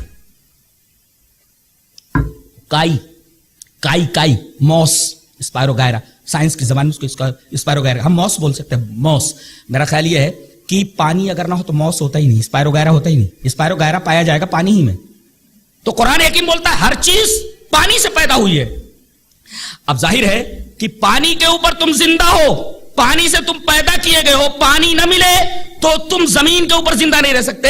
پانی کے بغیر تمہاری کھیتیاں نہیں اگ سکتی, پانی کے بغیر تم پیدا نہیں ہوئے, پانی سے تم پیدا ہوئے, تمہاری کھیتیاں سیراب ہوتی ہیں پانی سے, اور تم کو پانی نہ ملے تو زمین پر زندہ نہیں رہ سکتے. آسمان سے پانی نہ برسے تو بیماریوں میں مبتلا ہو کر کے تباہ و برباد ہو جاؤ. ذرا ہم منظر بیان کر رہے ہیں کہ کس طرح ہم پانی کو برساتے کس طرح ہیں. وہ دیکھو, اللہ نے فرمایا الم تری ان اللہ یجزی سحابا, سورج کی روشنی, دیکھے نور, ربط ہے باقی ایک ایک آیت سے نور کا ربط ہے.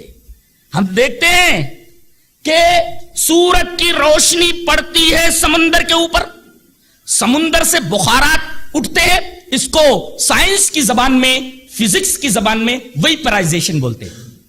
ویپرائزیشن ہوتا ہے, پہلے بخارات اٹھتے ہیں, ویپرائزیشن ہوتا ہے, اور دھیرے دھیرے اس ویپرائزیشن کو آگے بڑھاتا ہے, چلاتا ہے. دھیرے دھیرے چلانا. اچھا, ثم یؤلف بینہم, پھر ان کو آپس میں ملا دیتا ہے, اور ثم یجعلہ رکاما, پھر وہ تہ بتا ہو جاتے ہیں. بالکل یہی انداز ہے, سائنس اس کے خلاف نہیں, بالکل تائید میں. میرے ایک دوست نے, بہت بڑے سائنٹسٹ ہیں, اور 26-27 سال کی عمر ہے, لیکن اللہ اکبر کیمسٹری پر 12 کتابیں لکھ چکے ہیں. لکھنؤ میں ان میریڈ ہے بچہ, 26-27 سال کا ہے, کیمسٹری پر 12 کتابیں لکھ چکا ہے. پبلشر اس کے آگے پیچھے گھومتے رہتے. ابھی آج ان سے ہماری بات ہوئی, وہ بجلی کے اوپر بحث ہو رہی تھی. تو کیمسٹری کے ماہر ہیں وہ, جو آدمی 12 کتابیں لکھ چکا ہو کیمسٹری کے اوپر, اور IIT کو کوچ کرتا ہو. IIT کے تقریباً 1000 طلبہ ان کے اسٹوڈنٹ ہیں. فزکس, کیمسٹری, تھارو ہے بچہ ہو. اس کو دیکھ کر کے میں تو اتنا مبہوت ہو جاتا ہوں کہ زندگی میں کسی سے اتنا زیادہ متاثر نہیں ہوا جتنا اس بچے سے متاثر ہوا. تو انہوں نے بتایا کہ یہ آیت قرآن میں ہے. میں نے کہا, بولے یہی تو ہے. بالکل اس آیت کریمہ میں کیمسٹری بتائی گئی ہے, کیمسٹری بتائی گئی ہے کہ کس طرح بادل بنتے ہیں. بالکل یہی انداز ہے. تو سورج کی روشنی پڑی سمندر کی پانی پر, سمندر کے پانی سے ویپرائزیشن ہوا, بھاپ اٹھی. پھر اس کے بعد اللہ اس بھاپ کو دھیرے دھیرے چلاتا ہے. پھر تالیف ہوتی ہے, الف یؤلف تالیف, ملاتا ہے ان کو, ملانے کے بعد تہ بتا کرتا ہے. تو گویا کہ ویپرائزیشن کے بعد دوسرا اسٹیپ ہے کنڈنسیشن کا, تکثیف کا. ویپرائزیشن کے بعد تکثیف, کنڈنسیشن کا. بالکل وہی انداز ہے, بولے بالکل وہی انداز ہے. پہلے یؤلف بینہم ثم یجعلہ رکاما, کنڈنسیشن کرنا ویپرائزیشن کے بعد. اس کے بعد بارش ہوتی ہے. فَتَرَى الْوَدْقَ يَخْرُجُ مِنْ خَلَالِهِ, ان کے بیچ سے, ان کے درمیان سے بارش کے قطرات زمین پر آتے ہیں. اس طرح بادل بنتے ہیں. وَيُنَزِّلُ مِنَ السَّمَاءِ مِنْ جِبَالٍ فِيهَا, اور اس کے بعد یہ بتایا گیا کہ بلندی سے, پہاڑ سے اولے گرتے ہیں. ان سے بحث کے دوران یہ ایک عجیب بات معلوم ہوئی کہ جتنا بادل اوپر ہوتے چلے جاتے ہیں ٹمپریچر اتنا ہی لو ہوتا جاتا ہے, اور بادل جتنی اونچائی پر پہنچتے ہیں ٹمپریچر اتنا ہی لو ہوتا ہے. ایک خاص مقام پر پہنچ کر کے اتنا لو ٹمپریچر ہو جاتا ہے کہ یہ پانی کے جو قطرات ہوتے ہیں وہ برف کی طرح جم جاتے ہیں. وہی بتایا گیا, سما سے مراد بلندی. گویا جتنے بلند ہوتے جائے, یہ کیمسٹری اور فزکس کا اصول بیان کیا گیا ہے کہ جتنا اوپر ہوتا چلا جائے بادل اتنا ٹیمپریچر لو ہوتا جائے گا, اور ایک خاص مقام پر پہنچ جانے کے بعد جم جائے گا. ٹیمپریچر اگر 0 یا کوئی خاص ایک حد ہوتی ہے, اس پر پہنچ جانے کے بعد وہ برد بن جاتا. برد مانے برف, اولا. اور پھر اللہ تبارک و تعالیٰ اسے جس طرف چاہے بھیج دیتا ہے. ہر جگہ وہ بادل نہیں برستے, بلکہ اللہ جہاں چاہے اس کو حکم دیتا ہے, وہاں جا کر کے بادل برستے ہیں. اگر تم کو دیکھنا ہے تو میری یہ نشانی دیکھو جو کائنات میں پھیلی ہوئی ہے, تم کو نور ہدایت وہاں سے بھی مل سکتا ہے. غور کرو. اور بتایا یکاد سنا برق یذهب بالابصار, پانی سے بجلی نکلتی ہے. ایک اصول بتایا گیا کہ پانی بنا ہے H2O کے تناسب سے, یعنی H2 یعنی ہائیڈروجن کے 2 حصے اور آکسیجن کا 1 حصہ. تو اس تناسب سے پانی بنا ہے. لہذا پانی کے بنانے کے سیاق کے درمیان بجلی کا تذکرہ کیا گیا. بجلی آ گئی تو ہے. اور عجیب بات تو یہ ہے کہ آکسیجن اور ہائیڈروجن یہ دونوں کے دونوں جلانے کا عمل کرتے ہیں. ایک تو جلاتا ہے, دوسرا جلانے کے عمل کو تیز کرتا ہے.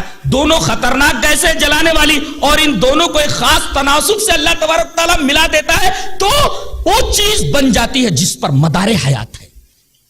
دونوں خطرناک گیسیں ہیں, اور ان دونوں خطرناک گیسوں کو، ہائیڈروجن کو اور آکسیجن کو، ایک خاص تناسب سے H2O کے تناسب سے اللہ ملا کر کے ایسی چیز بنا دیتا ہے جس سے انسان پیدا ہوتا ہے اور جس پر انسانی زندگی کا مدار ہے کہ اگر وہ نہ رہے تو انسان مر جائے. دو خطرناک گیسوں کو ملا کر کے بناتا ہے. لہذا بجلی کا تذکرہ کیا گیا. ایک ایسے بحث کے دوران انہوں نے بتایا کہ ایسا کر لیجئے آپ کہ چارج جب فلو ہوتا ہے، چارج جب حرکت کرتا ہے تو اس کو کرنٹ کہتے ہیں. چارج آپ کو معلوم ہے ایٹم جب ٹوٹتا ہے تو تین چیزیں بظاہر نظر آتی ہیں. ایک تو الیکٹران ہے، اس کے اوپر مائنس چارج ہے، اور پروٹون ہے، اس کے اوپر پلس چارج ہے، اور نیوٹران تو نیوٹرل ہے، اس کے اوپر کوئی چارج نہیں. تو چارج جب فلو ہو، چارج جب حرکت میں آ جائے تو دیٹ از کالڈ کرنٹ، اس کو کہتے ہیں کرنٹ. اور اگر انرجی حرکت میں ہے دیٹ از کالڈ، اگر انرجی حرکت میں ہے تو اس کو ہیٹ کہتے ہیں. انرجی اگر حرکت میں ہو تو وہ ہیٹ ہے، چارج اگر حرکت میں ہو تو کرنٹ ہے. تو اب کیا ہوتا ہے کہ چارج کس طرح حرکت کرتا ہے؟ ہائی پوٹینشل سے لو پوٹینشل کی طرف، اور اس طرح انرجی حرکت کرتی ہے ہائی ٹیمپریچر سے لو ٹیمپریچر کی طرف، اور اس طرح گیس حرکت کرتی ہے ہائی پریشر سے لو پریشر کی طرف، اور واٹر حرکت کرتا ہے ہائی لیول سے لو لیول کی طرف. اتنی بات اگر سمجھ میں آئی تو انرجی اگر حرکت کرتی ہے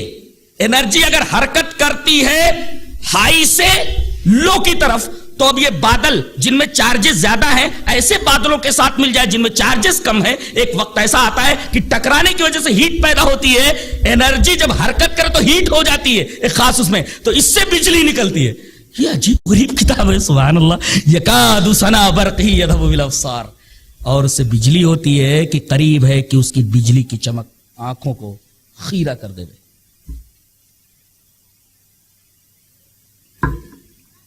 اور اس کے بعد زمین سے بحث کی جا رہی ہے، گردش ارض سے. زمین کی گردش محوری ہے اپنے ایکسس کے اوپر. the earth moves on its own axis، اپنے ایکسس کے اوپر حرکت کر رہی ہے. یہ 24 گھنٹے میں میرا خیال ہے مکمل کر لیتی ہے، اور یہ اپنے محور کے اوپر 24 گھنٹے میں، اور سورج کے ارد گرد سال بھر میں جو گردش کرتی ہے، یہ پورا روٹیشن کو پورا کرتی ہے سورج کے ارد گرد. اس سے موسموں کے تغیرات، فصلوں کا پکنا، موسموں کی تبدیلی، جاڑا گرمی برسات، یہ وجود میں آتے ہیں. اور اپنے محور پہ جو گردش کرتی ہے اس سے لیل اور نہار وجود میں آتے ہیں. اب دیکھیے رات اور دن، یقلب اللہ اللیل والنہار ان فی ذلک لعبرۃ لأولی الابصار. جن کے پاس عقلیں ہیں، جن کے پاس نور بصیرت ہے، نور بصیرت، ان فی ذلک لعبرۃ لأولی الابصار. دیکھیے نور سے رابطہ ختم نہیں ہوا ہے.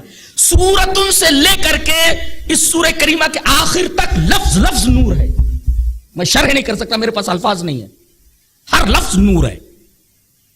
اور ماں اور بہنوں کو چاہیے کہ اس سورہ کریمہ کو اچھی طرح یاد کریں، اس کا ترجمہ پڑھیں، اور باقاعدہ اس کی تشریح کو جان کر کے اپنی بہنوں تک پہنچائیں. اور مرد بھی، یقلب اللہ اللیل والنہار، یہ رات اور دن کو پلٹتا ہے. کہیں رات چھوٹی دن بڑا، کبھی رات بڑی اور دن چھوٹا. ہر جگہ کا الگ الگ ماحول ہے، الگ الگ جو ہے چیزیں ہیں. یہ عبرت ہے در حقیقت اولی الابصار کے لیے، جن کے پاس نور بصیرت ہے. ان فی ذلک لعبرۃ لأولی الابصار. اب کہا گیا ایک اور نشانی دکھلاؤں، ایک اور نشانی دیکھو.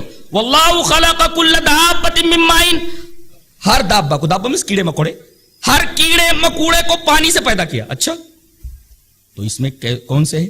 فمنہم من یمشی علی بطنہ، کچھ تو پیٹ پر چلتے جیسے گرگٹ اور سانپ، یہ پیٹ کے اوپر چلتے. ومنہم من یمشی علی رجلین، دو پیروں کے اوپر چلتے جیسے انسان وغیرہ، دو پیروں کے اوپر چلنے والے. اچھا ومنہم من یمشی علی اربع، کچھ چار پر ہیں جیسے چوپائے، چار پر. یخلق اللہ ما یشاء، کچھ اور ہے جن کے چار سے زیادہ پیر ہیں، ہزاروں پیر ہیں جیسے کھنکھجورے وغیرہ، زیادہ پیر. ان اللہ علی کل شیء قدیر. یہ بحث یہ متعلق ہے زولوجی سے، اس کا تعلق ہے حیاتیات سے. حیاتیات کا ایک شعبہ ہے، اس سے بحث کرتی ہے آیت کریمہ. یعنی ہر چیز کی تخلیق پانی سے ہوئی ہے، اور ان میں یہ جانور ہیں، یہ چیزیں ہیں جو ان طریقے سے اپنی زندگی گزارتی ہیں اور چلتی پھرتی. اس کے بعد فرمایا گیا لقد انزلنا آیات مبینات واللہ یہدی من یشاء الی صراط مستقیم. سب کھلی ہوئی آیتیں ہم نے نازل فرمائی ہیں قرآن میں اور یہ آفاق کی جو نشانیاں ہیں اور انفس کی جو نشانیاں ہیں، اسی طریقے سے قرآن ہم نے نازل کیا ہے. یہ کائنات کی نشانیاں اور یہ قرآن کی نشانیاں، یہ در حقیقت ایک ہی چیزیں ہیں. دونوں جگہ سے آپ کو نور ہدایت مل سکتی ہے، اور اللہ جس کو چاہتا ہے صراط مستقیم کی طرف ہدایت کرتا ہے. اچھا، بتایا گیا کہ اب مجموعی طور پر اگر آپ کو نور ہدایت حاصل کرنا ہے تو اس کے لیے کیا کرنا ہے؟ بتایا گیا اس کے لیے ایک سیدھا طریقہ ہے. وَيَقُولُونَ آمَنَّا بِاللَّهِ وَبِالرَّسُولِ، اللہ پر ایمان لانے کے بعد رسول بھیجا گیا اس کے اوپر ایمان لاؤ، وَأَطَعْنَا اس کی اطاعت کرو. ثُمَّ يَتَوَلَّىٰ فَرِيقٌ مِّنْهُم مِّن بَعْدِ ذَٰلِكَ وَمَا أُولَٰئِكَ بِالْمُؤْمِنِينَ. اگر رسول کی بات نہ مانے تو در حقیقت وہ لوگ مومن ہی نہیں، نور ایمان ان کے اندر نہیں. دیکھیں لفظ نور. وَمَا أُولَٰئِكَ بِالْمُؤْمِنِينَ، نور ہدایت حاصل کرنے کا طریقہ اللہ کی کتاب، نور ہدایت حاصل کرنے کا طریقہ اللہ کا رسول. جو اللہ کے رسول اور اس کی کتاب سے منہ پھیر لے، وَمَا أُولَٰئِكَ بِالْمُؤْمِنِينَ، ایسے لوگ مومن نہیں، ان کے پاس نور ایمان ہی نہیں. تو گویا کہ نور ایمان حاصل کرنے کے لیے، نور ہدایت حاصل کرنے کے لیے ضروری ہے کہ آدمی اللہ اور اس کے رسول پر ایمان لائے اور ان کی باتوں کو قبول کرے. وَإِذَا دُعُوا إِلَى اللَّهِ وَرَسُولِهِ لِيَحْكُمَ بَيْنَهُمْ إِذَا فَرِيقٌ مِّنْهُمْ مُعْرِضُونَ، جب ان کو اللہ اور اس کے رسول کی طرف بلایا جاتا ہے کہ تاکہ وہ فیصلہ کریں ان کے درمیان، تو ایک فریق الگ ہٹ جاتا ہے. لیکن اگر مطلب کی بات دیکھتا ہے، وہیں يَكُنْ لَهُمُ الْحَقُّ، دیکھتا حق اس کے موافق میں ہے تو یا تو لے دوڑے ہوئے چلے آتے پورے یقین کے ساتھ. کہا یہ تین قسم کے لوگ ہوتے ہیں. فی قلوبہم مرض، ایک تو اللہ کو مانتا ہی نہیں، یہ مرض والا آدمی ہے. امیر تابو، کچھ لوگ ایمان لے آتے ہیں لیکن ان کو شک رہتا ہے، ارے یہ اللہ کا رسول ہے کہ نہیں ہے، یہ قرآن اللہ کی کتاب ہے کہ نہیں ہے، مرنے کے بعد زندگی ہے کہ نہیں ہے. وہ ایمان کا دعویٰ کرنے کے بعد شک میں مبتلا رہتا ہے. یہ دوسری قسم ہے. ایک تو سرے سے مانتا ہی نہیں، فی قلوبہم مرض، اور دوسرے مان کر کے ماننے کا دعویٰ کرتا ہے مگر شک رہتا ہے، اس کو امیر تابو سے کہا گیا. اور اس کے بعد ایک آدمی ایمان لے ہی آتا ہے بظاہر، لیکن وہ کہتا ہے یہ جو قوانین بتائے گئے اتنے مشکل ہے کہ یہ تو ہمارے اوپر ظلم ہوا ہے. تو وہ کہتا ہے ان یحیف اللہ علیہ ورسول، اللہ اور اس کے رسول نے اس کے اوپر ظلم کیا ہے. فرمایا گیا کہ تینوں کے تینوں لوگ ظالم ہیں، اولئک هم الظالمون، تینوں کے تینوں لوگ ظالم. اور یہ تین چیزیں ہیں جس کی وجہ سے ایسی گڑبڑیاں پیدا ہوتی ہیں. جبکہ مومنین جن کے پاس نور ایمان ہے ان کی ایک ہی بات ہوتی ہے، جب انہیں اللہ اور اس کے رسول کی طرف بلایا جاتا ہے تو ایک ہی بات بولتے ہیں، کیا؟ سمعنا واطعنا، ہم نے سنا اور اطاعت کی. بس گویا اگر نور ہدایت حاصل کرنا ہے تو نبی کی طرف اگر بلایا جائے تو ایک ہی بات بولے، ہم نے سنا اور اطاعت کی. یہودیوں نے کیا کہا تھا؟ من الذین قالوا من الذین ہادوا یحرفون الکلم عن مواضعہ ویقولون سمعنا وعصینا. یہودیوں کا کام ہے کہ ہم نے سنا اور انکار کیا. مومنوں کا کام ایک ہی ہونا چاہیے کہ اللہ اور اس کے رسول کی طرف، نور ہدایت کی طرف بلایا جائے تو ایک ہی بات بولے، ہم نے مانا اور اطاعت کی. ومن یطع اللہ ورسولہ ویخشى اللہ ویتقہ اولئک هم الفائزون. کامیابی اس میں ہے اللہ اور اس کے رسول کی اطاعت کرے، اللہ سے ڈرے اور تقوی رکھے. کچھ لوگ ہیں جو پکی قسم کھاتے ہیں، واقسموا باللہ جہد ایمانہم لئن امرتہم لیخرجن، کہ اگر اللہ اور اس کے رسول حکم دے تو ہم جہاد میں نکلے. قل لا تقسموا، قسم مت کھاؤ، طاعتم معروفہ، تمہارا حال طاعت کا تم کیسے ہو ہمیں اچھی طرح معلوم ہے. اس کا مطلب کر کے دکھاؤ. گویا یہاں قوال بننے کی اجازت نہیں، فعال بننے کا مطالبہ ہے. آدمی باتیں بڑی بڑی کرے لیکن عمل کے میدان میں زیرو ہو، اسلام ایسے آدمی کو پسند نہیں کرتا. طاعتم معروفہ، معروف طاعت میں آؤ. قسم کھانے کی تم کو ضرورت نہیں ہے، قسم کھانے والے اکثر جھوٹے ہوتے. ان اللہ خبیر بما تعملون، اللہ تبارک و تعالیٰ کو تمام چیزوں کی خبر ہے جس کا تم عمل کرتے ہو. جو تم قل اطیعوا اللہ واطیعوا الرسول، اللہ اور اس کے رسول کی اطاعت کرو. فإن تولوا، یہ فرمایا گیا کہ اگر اللہ اور اس کے رسول کی بات نہیں مان رہے ہو تو ایک بات کان کھول کر کے سن لو، ما حمل علیہ ما حمل وعلیکم ما حملتم، اس کے اوپر ایک ذمہ داری ہے اور تمہارے اوپر بھی ایک ذمہ داری ہے. اس نے بات پہنچا کر کے اپنی ذمہ داری ختم کر دی.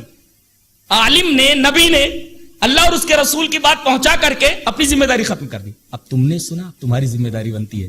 اور وَإِن تُطِيعُوا تَهْتَدُوا، اگر تم میرے نبی کی اطاعت کرتے ہو تو ہدایت یاب ہوگے. وَمَا عَلَى الرَّسُولِ إِلَّا الْبَلَاغُ الْمُبِينُ، رسول کے اوپر صرف کھلے طور پر پہنچا دینا ہے. اب اس کی ذمہ داری تو پوری ہو گئی، اب تمہاری ذمہ داری ہے. ایک طریقے کی وارننگ ہے کہ نبی نے تو اپنی ذمہ داری پوری کر دی، اب تمہارے اوپر ذمہ داری جو ہے اس کو اگر پورا نہیں کرتے ہو پھر آؤ، پھر دیکھتے ہیں ہم تم کو. یہ وارننگ ہے، ایک خطرناک قسم کی وارننگ ہے. وَمَا عَلَى الرَّسُولِ إِلَّا الْبَلَاغُ الْمُبِينُ، آؤ پھر ہم دیکھ لیتے ہیں تم کو. اس کے بعد یہ بتایا جا رہا ہے کہ اللہ تبارک و تعالیٰ کا یہ وعدہ ہے کہ اگر تم ایمان والے ہو، ایک نیک عمل کرو، دو اور تیسرے اللہ ہی کی عبادت کرو، اس کے ساتھ کسی کو شریک نہ کرو، نماز قائم کرو، زکوٰۃ دو، اللہ کے رسول کی اطاعت کرو. تو یہ 7 باتیں اگر تمہارے اندر آ جائیں تو ہم تم کو زمین میں خلافت عطا کر دیں گے. اور چاروں طرف اگر بدامنی پھیلی ہوئی, انتشار پھیلا ہوا ہے, امن و شانتی کہیں نام کو نہیں, اس کی جگہ پر ہم امن و شانتی لے آئیں گے. خوف میں مبتلا ہو تو خوف کی جگہ پر ہم امن لے آئیں گے. اس کا مطلب ہم لوگ جو خوف میں مبتلا ہیں, طرح طرح کی پریشانیوں میں مبتلا ہیں, استخلاف فی الارض ہمارے پاس نہیں ہے, اس کا مطلب کہیں نہ کہیں کوئی لیکیج ہے. اور کہاں لیکیج ہے اس آیت کریمہ میں بتا دیا گیا کہ یہ چیزیں نہیں ہے تمہارے اندر, لہذا استخلاف فی الارض تمہیں عطا نہیں کیا جا رہا ہے. خاص طور سے آخر میں کہا گیا کہ یہ سب کچھ تمہیں اطاعت رسول ہی سے مل سکتا ہے. وَأَطِیعُوا الرَّسُولَ, یہاں عجیب بات ہے, اطیعوا اللہ بھی نہیں لایا گیا, ڈائریکٹ رسول کی بات کہی گئی, وَأَطِیعُوا الرَّسُولَ لَعَلَّکُمْ تُرْحَمُونَ. اور تم یہ کافر گمان نہ کریں کہ زمین میں وہ عاجز کر دینے والے اللہ تعالیٰ کو یا اس کے رسول کو. مَأْوَاهُمُ النَّارُ, ان کا ٹھکانہ تو جہنم ہے, وَلَبِئْسَ الْمَصِيرُ, برا ٹھکانہ ہے جہنم. اس کے بعد پھر جو بات پہلے کہی جا رہی ہے احکام کے کچھ مسائل بعد میں بھی بیان کیے جا رہے ہیں کہ 24 گھنٹوں میں 3 مواقع ایسے ہیں کہ چھوٹے بچے بھی ماں باپ بہن کے کمروں میں جائیں تو اجازت لے لیں. کون سا ٹائم ہے؟ من بعد صلاۃ العشاء, حین النوم, یعنی نوم کے وقت جب سونے جائیں تو, اور من قبل صلاۃ الفجر, صلاۃ فجر سے پہلے. اب دیکھیے آیت کریمہ, یا ایھا الذین آمنوا لیستاذنکم الذین ملکت ایمانکم, تمہارے نوکر, تمہارے غلام, تمہاری باندیاں اجازت لیں, اور وہ بچے جو ابھی بالغ نہیں ہوئے. بچہ بالغ کب ہوتا ہے؟ احتلام ہو جائے بالغ ہو جاتے بچے, کی ہے حائضہ ہو جائے بالغ ہو جاتے. لیکن یہاں بلوغ کا مطلب یہ ہے کہ بچہ صنفی شعور رکھتا ہو, عورت کیا ہے یہ سمجھے, مرد کیا ہوتا ہے یہ سمجھے. صنفی اور جنسی شعور اگر آ جائے تو سمجھو بچہ بالغ ہے. والذین لم یبلغوا الحلم, جن کو ابھی جنسی شعور نہیں ہے, مرد اور عورت کے آپسی تعلقات کا صحیح علم ان کے پاس نہیں ہے, وہ بھی تمہارے نوکر اور ایسے بچے بھی جنہیں ابھی صنفی اور جنسی شعور نہیں ہے, چھوٹے ہیں, وہ بھی 3 مرتبہ اجازت لیں. دوسرے لوگوں کو تو چھوڑو, یہ بھی اجازت لیں گے. تمہارے نوکر اور چھوٹے بچے بھی. کتنا عظیم اصول ہے معاشرے کے اندر اچھائیوں کو فروغ دینے میں, کہ اس طرح ہو سکتا ہے کہ بچہ ماں باپ کو یا بہن کو یا کسی کو کسی ایسی حالت میں پائے کہ اس حالت کو دیکھ کر کے اس کے دماغ کے اوپر برا اثر پڑے, اس لیے کہ بچوں کے دلوں کی جو تختی ہوتی ہے اس پر کچھ لکھا نہیں ہوتا, سادی ہوتی ہے. اگر غلط اس کے اوپر کوئی لکیر آ گئی تو جلدی مٹتی نہیں ہے. لہذا تعلیم دی گئی کہ وہ بچے جو ابھی صنفی شعور جنسی شعور نہیں رکھتے ان کے لیے بھی, اور تمہارے نوکروں کے لیے, تمہارے غلاموں کے لیے بھی یہ حکم ہے کہ 3 مرتبہ اجازت لیں ان کے کمروں میں داخل ہونے سے پہلے. کیسے؟ کب؟ من قبل صلاۃ الفجر, یہ نوم سے استيقاظ کا ٹائم, حین الاستيقاظ من النوم, نوم سے اٹھتے وقت ہے. من قبل صلاۃ فجر سے پہلے اجازت لے کر آئے. وحین تضعون ثيابکم من الظہیرہ, اور دوپہر کے وقت جب تم کپڑا اتارتے ہو قیلولہ کے لیے, سونے کے لیے, تھوڑا دوپہر میں آرام کرنے کے لیے, اس وقت. یہ دوسرا ٹائم ہوا. ومن بعد صلاۃ العشاء, اور رات میں سونے کا وقت, جب عشاء کے بعد سونے کے لیے جاتے ہیں. تو ان 3 وقتوں میں چھوٹے بچے بھی جو صنفی شعور نہیں رکھتے وہ بھی اجازت لیں گے, بغیر اجازت کے اندر نہیں داخل ہو سکتے. نوک کریں اس کے بعد اندر جائیں. کیسے پیارے پیارے اصول ہیں, خدا کی قسم آدمی حیران رہ جائے. سماج اور معاشرے کو پاک کرنے کے لیے اور امن و شانتی کا گہوارہ بنانے کے لیے سورہ نور ہی کافی تھی.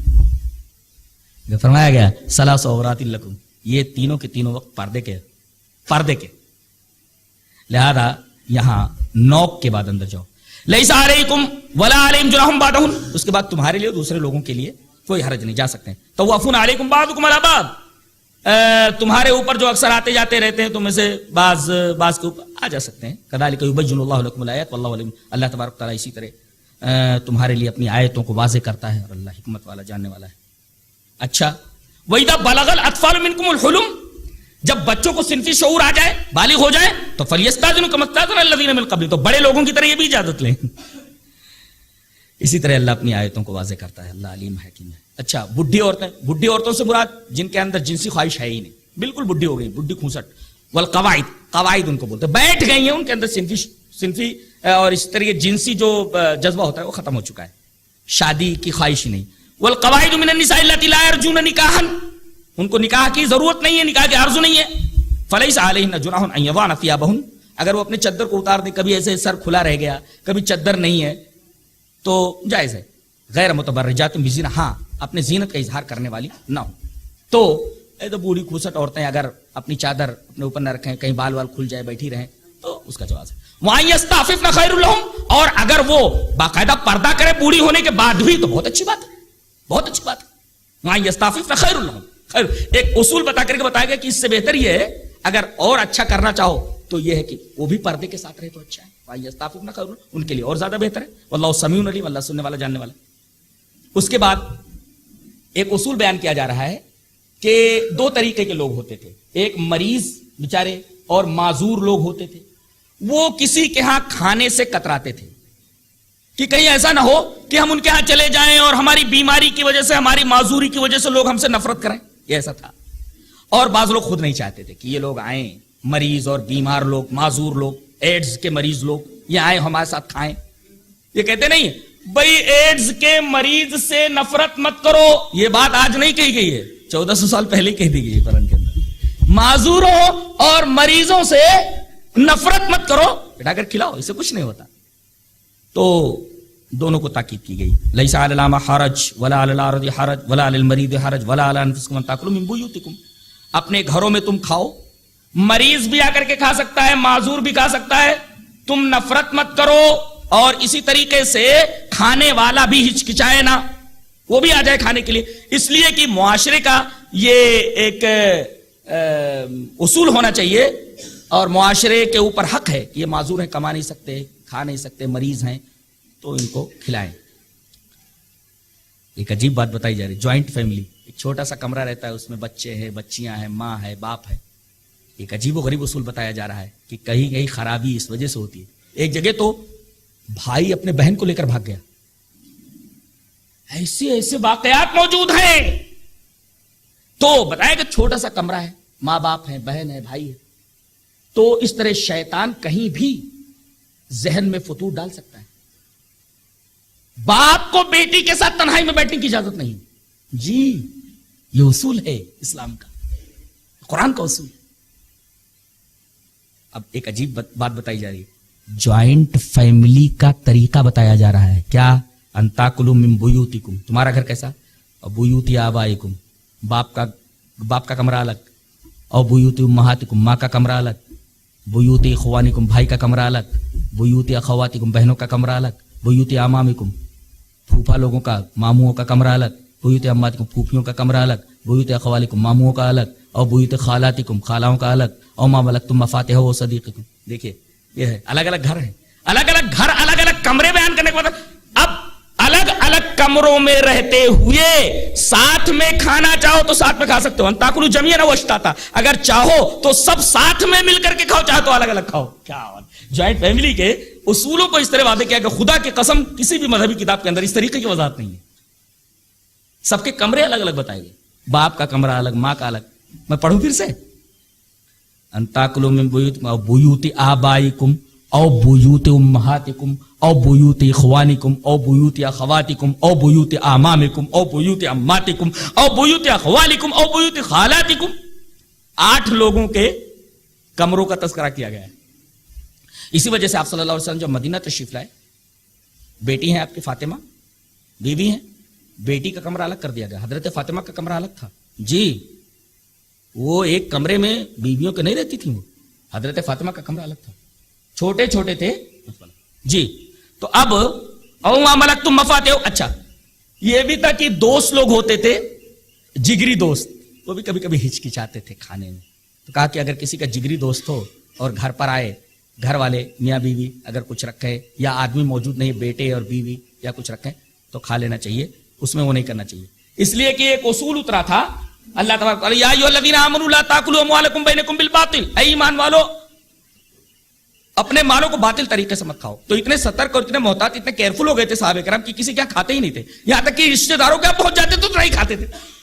منع کیا گیا, ایسا نہیں ہے. بلکہ یہ سارے کے سارے, یہ 8 جو بتائے گئے ہیں قسمیں, یہ سب کے سب یہ تمہارے قریبی رشتہ دار ہیں. بلا اجازت تم جاؤ تو فریز سے نکال کر کے کچھ بھی کھا سکتے ہو. تمہارا جگری دوست آئے تو فریز کھول کر کے کچھ بھی چاہے تو کھا سکتا ہے, اجازت لینے کی ضرورت نہیں ہے.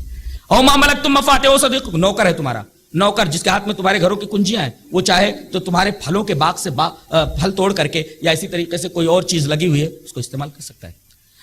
انتاکل لیس علیکم جناح انتاکل جمیعا اشتاتا، حرج نہیں کہ آپس ایک ساتھ کھاؤ یا الگ الگ کھاؤ. فَإِذَا دَخَلْتُمْ بُيُوتًا فَسَلِّمُوا عَلَىٰ أَنفُسِكُمْ. ایک بات بتائے گی کہ جب گھروں میں داخل ہو تو سلام کر لیا کرو. سلام کر لیا کرو. سلام کرنے کا مطلب یہ ہوا کہ بعض لوگ جب گھر میں داخل ہوتے ہیں تو بچے کو سلام کرتے ہوئے ہچکتے ہیں. یہ چھوٹا بچہ ہے، بیٹی کو سلام کرتے ہوئے جھجکتے ہیں. اور بیوی وہ اتنے بے تکلف ہوتے ہیں، بیوی کو سلام کرو تو ایسا لگتا ہے جیسے بہت گرا گزر رہا ہو. تو بھائی بیوی کو سلام کرو، بچے کو سلام کرو. فَإِذَا دَخَلْتُمْ بُيُوتًا فَسَلِّمُوا عَلَىٰ. یہ اللہ تعالیٰ کی طرف سے تحفہ ہے، اس تحفے کو قبول کرو. گھر میں داخل ہو تو بیویوں کے اوپر سلام کرو، اسی طرح بچوں کے اوپر سلام بھیجو، ملائکہ ہیں ان کے اوپر سلام بھیجو. ان تاکلوا جميعا واشربوا فَإِذَا دَخَلْتُمْ بُيُوتًا فَسَلِّمُوا عَلَىٰ أَنفُسِكُمْ. اپنے گھر والوں کے اوپر سلام کرو. یہ تحیۃ من عند اللہ، اللہ کی طرف سے تحفہ ہے. مبارکۃ طیبہ، جو مبارک اور طیب ہے. اس طرح اللہ اپنی آیتوں کو کھول کھول کے بیان کرتا تاکہ تم سمجھ سکو. اور مومن تو وہ ہوتے ہیں. اچھا ایک بات اور بتائی گئی، مجلس کے آداب بتائے گئے. مجلس کا ادب یہ ہے کہ اگر جگہ خالی ہو تو آدمی پھیل کر کے بیٹھے، کشادگی پیدا کرے تاکہ پیچھے کے لوگ آرام سے بیٹھ سکے. کوئی آدمی کھڑا ہو کر کے اپنی جگہ نہ دے، الا کہ کوئی بیمار ہو تو کھڑے ہو کر کے اس کو اپنی جگہ دے. زبردستی کسی کو اپنی جگہ سے کھڑا کر کے مت بیٹھے. یہ آداب ہے محفل کے. اور محفل کا صدر اگر کسی امت کے کسی خاص مسئلے میں مشورہ کرنے کے لیے بلایا گیا تو جو صدر ہے، صدر کی اجازت کے بغیر کوئی محفل سے نہ جائے. محفل سے بالکل نہ جائے صدر کی اجازت کے بغیر. جی وہی فرمایا گیا انما المؤمنون الذين امنوا بالله ورسوله واذا كانوا معه على امر جامع لم يذهبوا حتى يستاذنوا. امیر سے صدر سے اجازت لے لیں تب جائیں. ان الذين يستاذنونك اولئك الذين يؤمنون بالله ورسوله. جو اجازت لیتے ہیں آپ سے وہ اللہ اور اس کے رسول پر ایمان رکھتے ہیں. فاذا استاذنوك لبعض شان فاذن لمن شئت منهم واستغفر. اور صدر سے بھی کہا گیا بھئی کام پڑ گیا، کام کی وجہ سے جا رہے ہیں نا، صدر کو بھی چاہیے کہ اس کو اجازت دے دے. یعنی دونوں کی رعایت کی گئی کہ جانے والا اجازت لے اور جو صدر مجلس ہے وہ اس کی مجبوریوں کا خیال کرتے ہوئے جانے کی اجازت دے. ان اللہ غفور رحیم. اور ان کے لیے استغفار کرے کہ دونوں کو اللہ تبارک تعالیٰ معاف کرے. اللہ غفور رحیم. اس کے بعد کہا گیا نبی کا معاملہ ایسا ہے کہ نبی کو اس طرح نہ پکارو جیسا کہ تم آپس میں ایک دوسرے کو پکارتے ہو. اس کا مطلب یہ جیسے ہم لوگ بے تکلف ہوتے ہیں، ارے تو کہاں جا رہا ہے، ارے ادھر آ، نام لے کر کے پکارنا. کہا اس طرح نبی کو نہیں پکار سکتے. پکارو تو ادب و احترام کے ساتھ پکارو. ایک طرح تو یہ ہے، ایک مطلب تو یہ، اور دوسرا مطلب یہ کہ نبی اگر پکاریں تو یہ عام پکار کی طرح نہیں ہے، بلکہ حضرت سعید ابن معلہ کا ایک واقعہ امام بخاری رحمۃ اللہ علیہ کتاب التفسیر میں لایا ہے کہ وہ نماز پڑھ رہے تھے اور فرض نماز تھی. نبی کریم صلی اللہ علیہ وسلم نے سعید ابن معلہ کو پکارا، وہ فرض نماز پڑھ رہے تھے. اتنا لکھا وہ نفل نہیں بلکہ فرض نماز پڑھ رہے تھے، اس کی وضاحت ہے.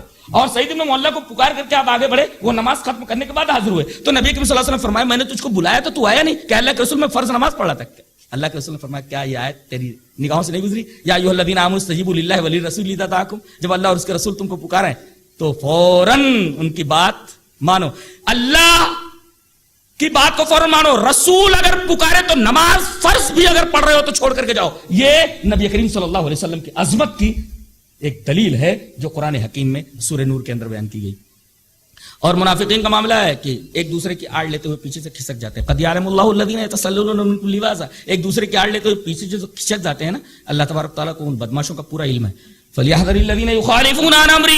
اب ایک دوسرے کی آڑ لیتے ہوئے کہ کوئی صدر مجلس دیکھے نا، کچھ لوگ دیکھے نا کہ کہاں بھاگا جا رہا ہے، تو منافقین کا طریقہ یہ ہوتا ہے کہ ایسی مجلسوں سے پیچھا چھڑانے کے لیے ایک دوسرے کی آڑ لیتے ہوئے پیچھے سے کھسک جاتے ہیں. اللہ فرما رہا ہے دوسروں کی نگاہوں سے تو بچ جاتے ہو، کوئی دیکھتا نہیں، لیکن ہم تم کو دیکھ رہے ہیں کہ کیسے کھسکتے جا رہے ہو.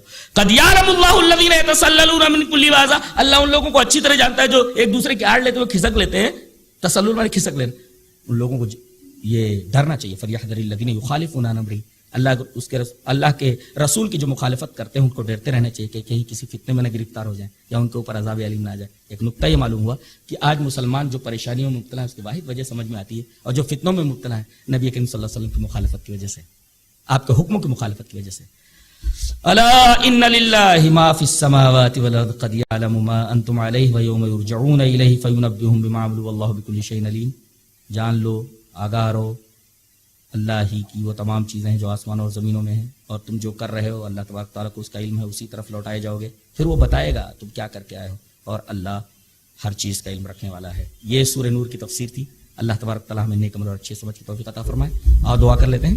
الحمدللہ رب العالمین والصلاۃ والسلام علی رسولہ محمد وآلہ وصحبہ اجمعین. ربنا آتنا فی الدنیا حسنۃ وفی الآخرۃ حسنۃ وقنا عذاب النار. ربنا ظلمنا انفسنا وان لم تغفر لنا وترحمنا لنکونن من الخاسرین. اے اللہ تیرے کلام میں تیری کتاب کے اندر جو یہ سورہ تھی، سورہ نور، تو نے جو قوانین اور دساتیر اس میں بیان فرمائے ہیں، میں نے اپنے علم کے مطابق اس کو بیان کرنے کی کوشش کی۔ اے اللہ مجھے اس کے اوپر عمل کرنے کی توفیق عطا فرما۔ جن لوگوں نے سنا ہے اے اللہ، ہماری مائیں اور بہنیں، ہمارے بھائی، جن لوگوں نے ان کو سنا ہے اے اللہ، ان کو توفیق دے کہ ان قوانین اور دساتیر اور احکام کے اوپر حتی الوسع کوشش کریں، عمل کریں۔ اے اللہ ہم سب کو نیک بنا دے، نمازی بنا دے، پرہیزگار بنا دے، جب تک زندہ رہیں ایمان اور اسلام کے اوپر زندہ رہیں۔ اے اللہ موت دے تو ایمان اور اسلام کے اوپر۔ اے اللہ قبر کے اندر منکر نکیر کے سوالوں کے جوابات آسان فرما، قبر کو کشادہ فرما، قبر کو نور سے بھر دے۔ اے اللہ قبر کو نور سے بھر دے۔ اے اللہ قیامت کے دن نام عمل داہنے ہاتھ میں دیا جائے۔ اے اللہ پل صراط پر چلے تو وہاں نور ملے، نور آگے آگے چل رہا ہو۔ اے اللہ توفیق دے کہ ہم وہ عمل کریں جسے ہمیں جنت الفردوس ملے۔ اے اللہ جنت الفردوس عطا فرما۔ اے اللہ جہنم کی آگ سے بچا، پل صراط پر چلنا آسان فرما، میدان محشر کی گرمی سے محفوظ فرما۔ اے اللہ ہماری ماں اور بہنوں کے جائز آرزوؤں، ان کی جائز تمناؤں کو قبول فرما۔ اے اللہ ہم میں سے جو بے روزگار ہیں اے اللہ ان کو روزگار پر لگا دے۔ اے اللہ ہم میں سے جو پریشان حال ہیں اللہ ان کی پریشانی کو دور فرما دے۔ اے اللہ ہم میں سے جو بیمار ہیں اللہ ان کو شفا کل مرحمت عطا فرما۔ اے اللہ کسی بھی طریقے سے دنیا میں جہاں بھی مسلمان پریشان ہیں اے اللہ ان کی پریشانی کو دور فرما۔ سبحان ربک رب العزت عما یصفون وسلام علی المرسلین والحمد للہ رب العالمین۔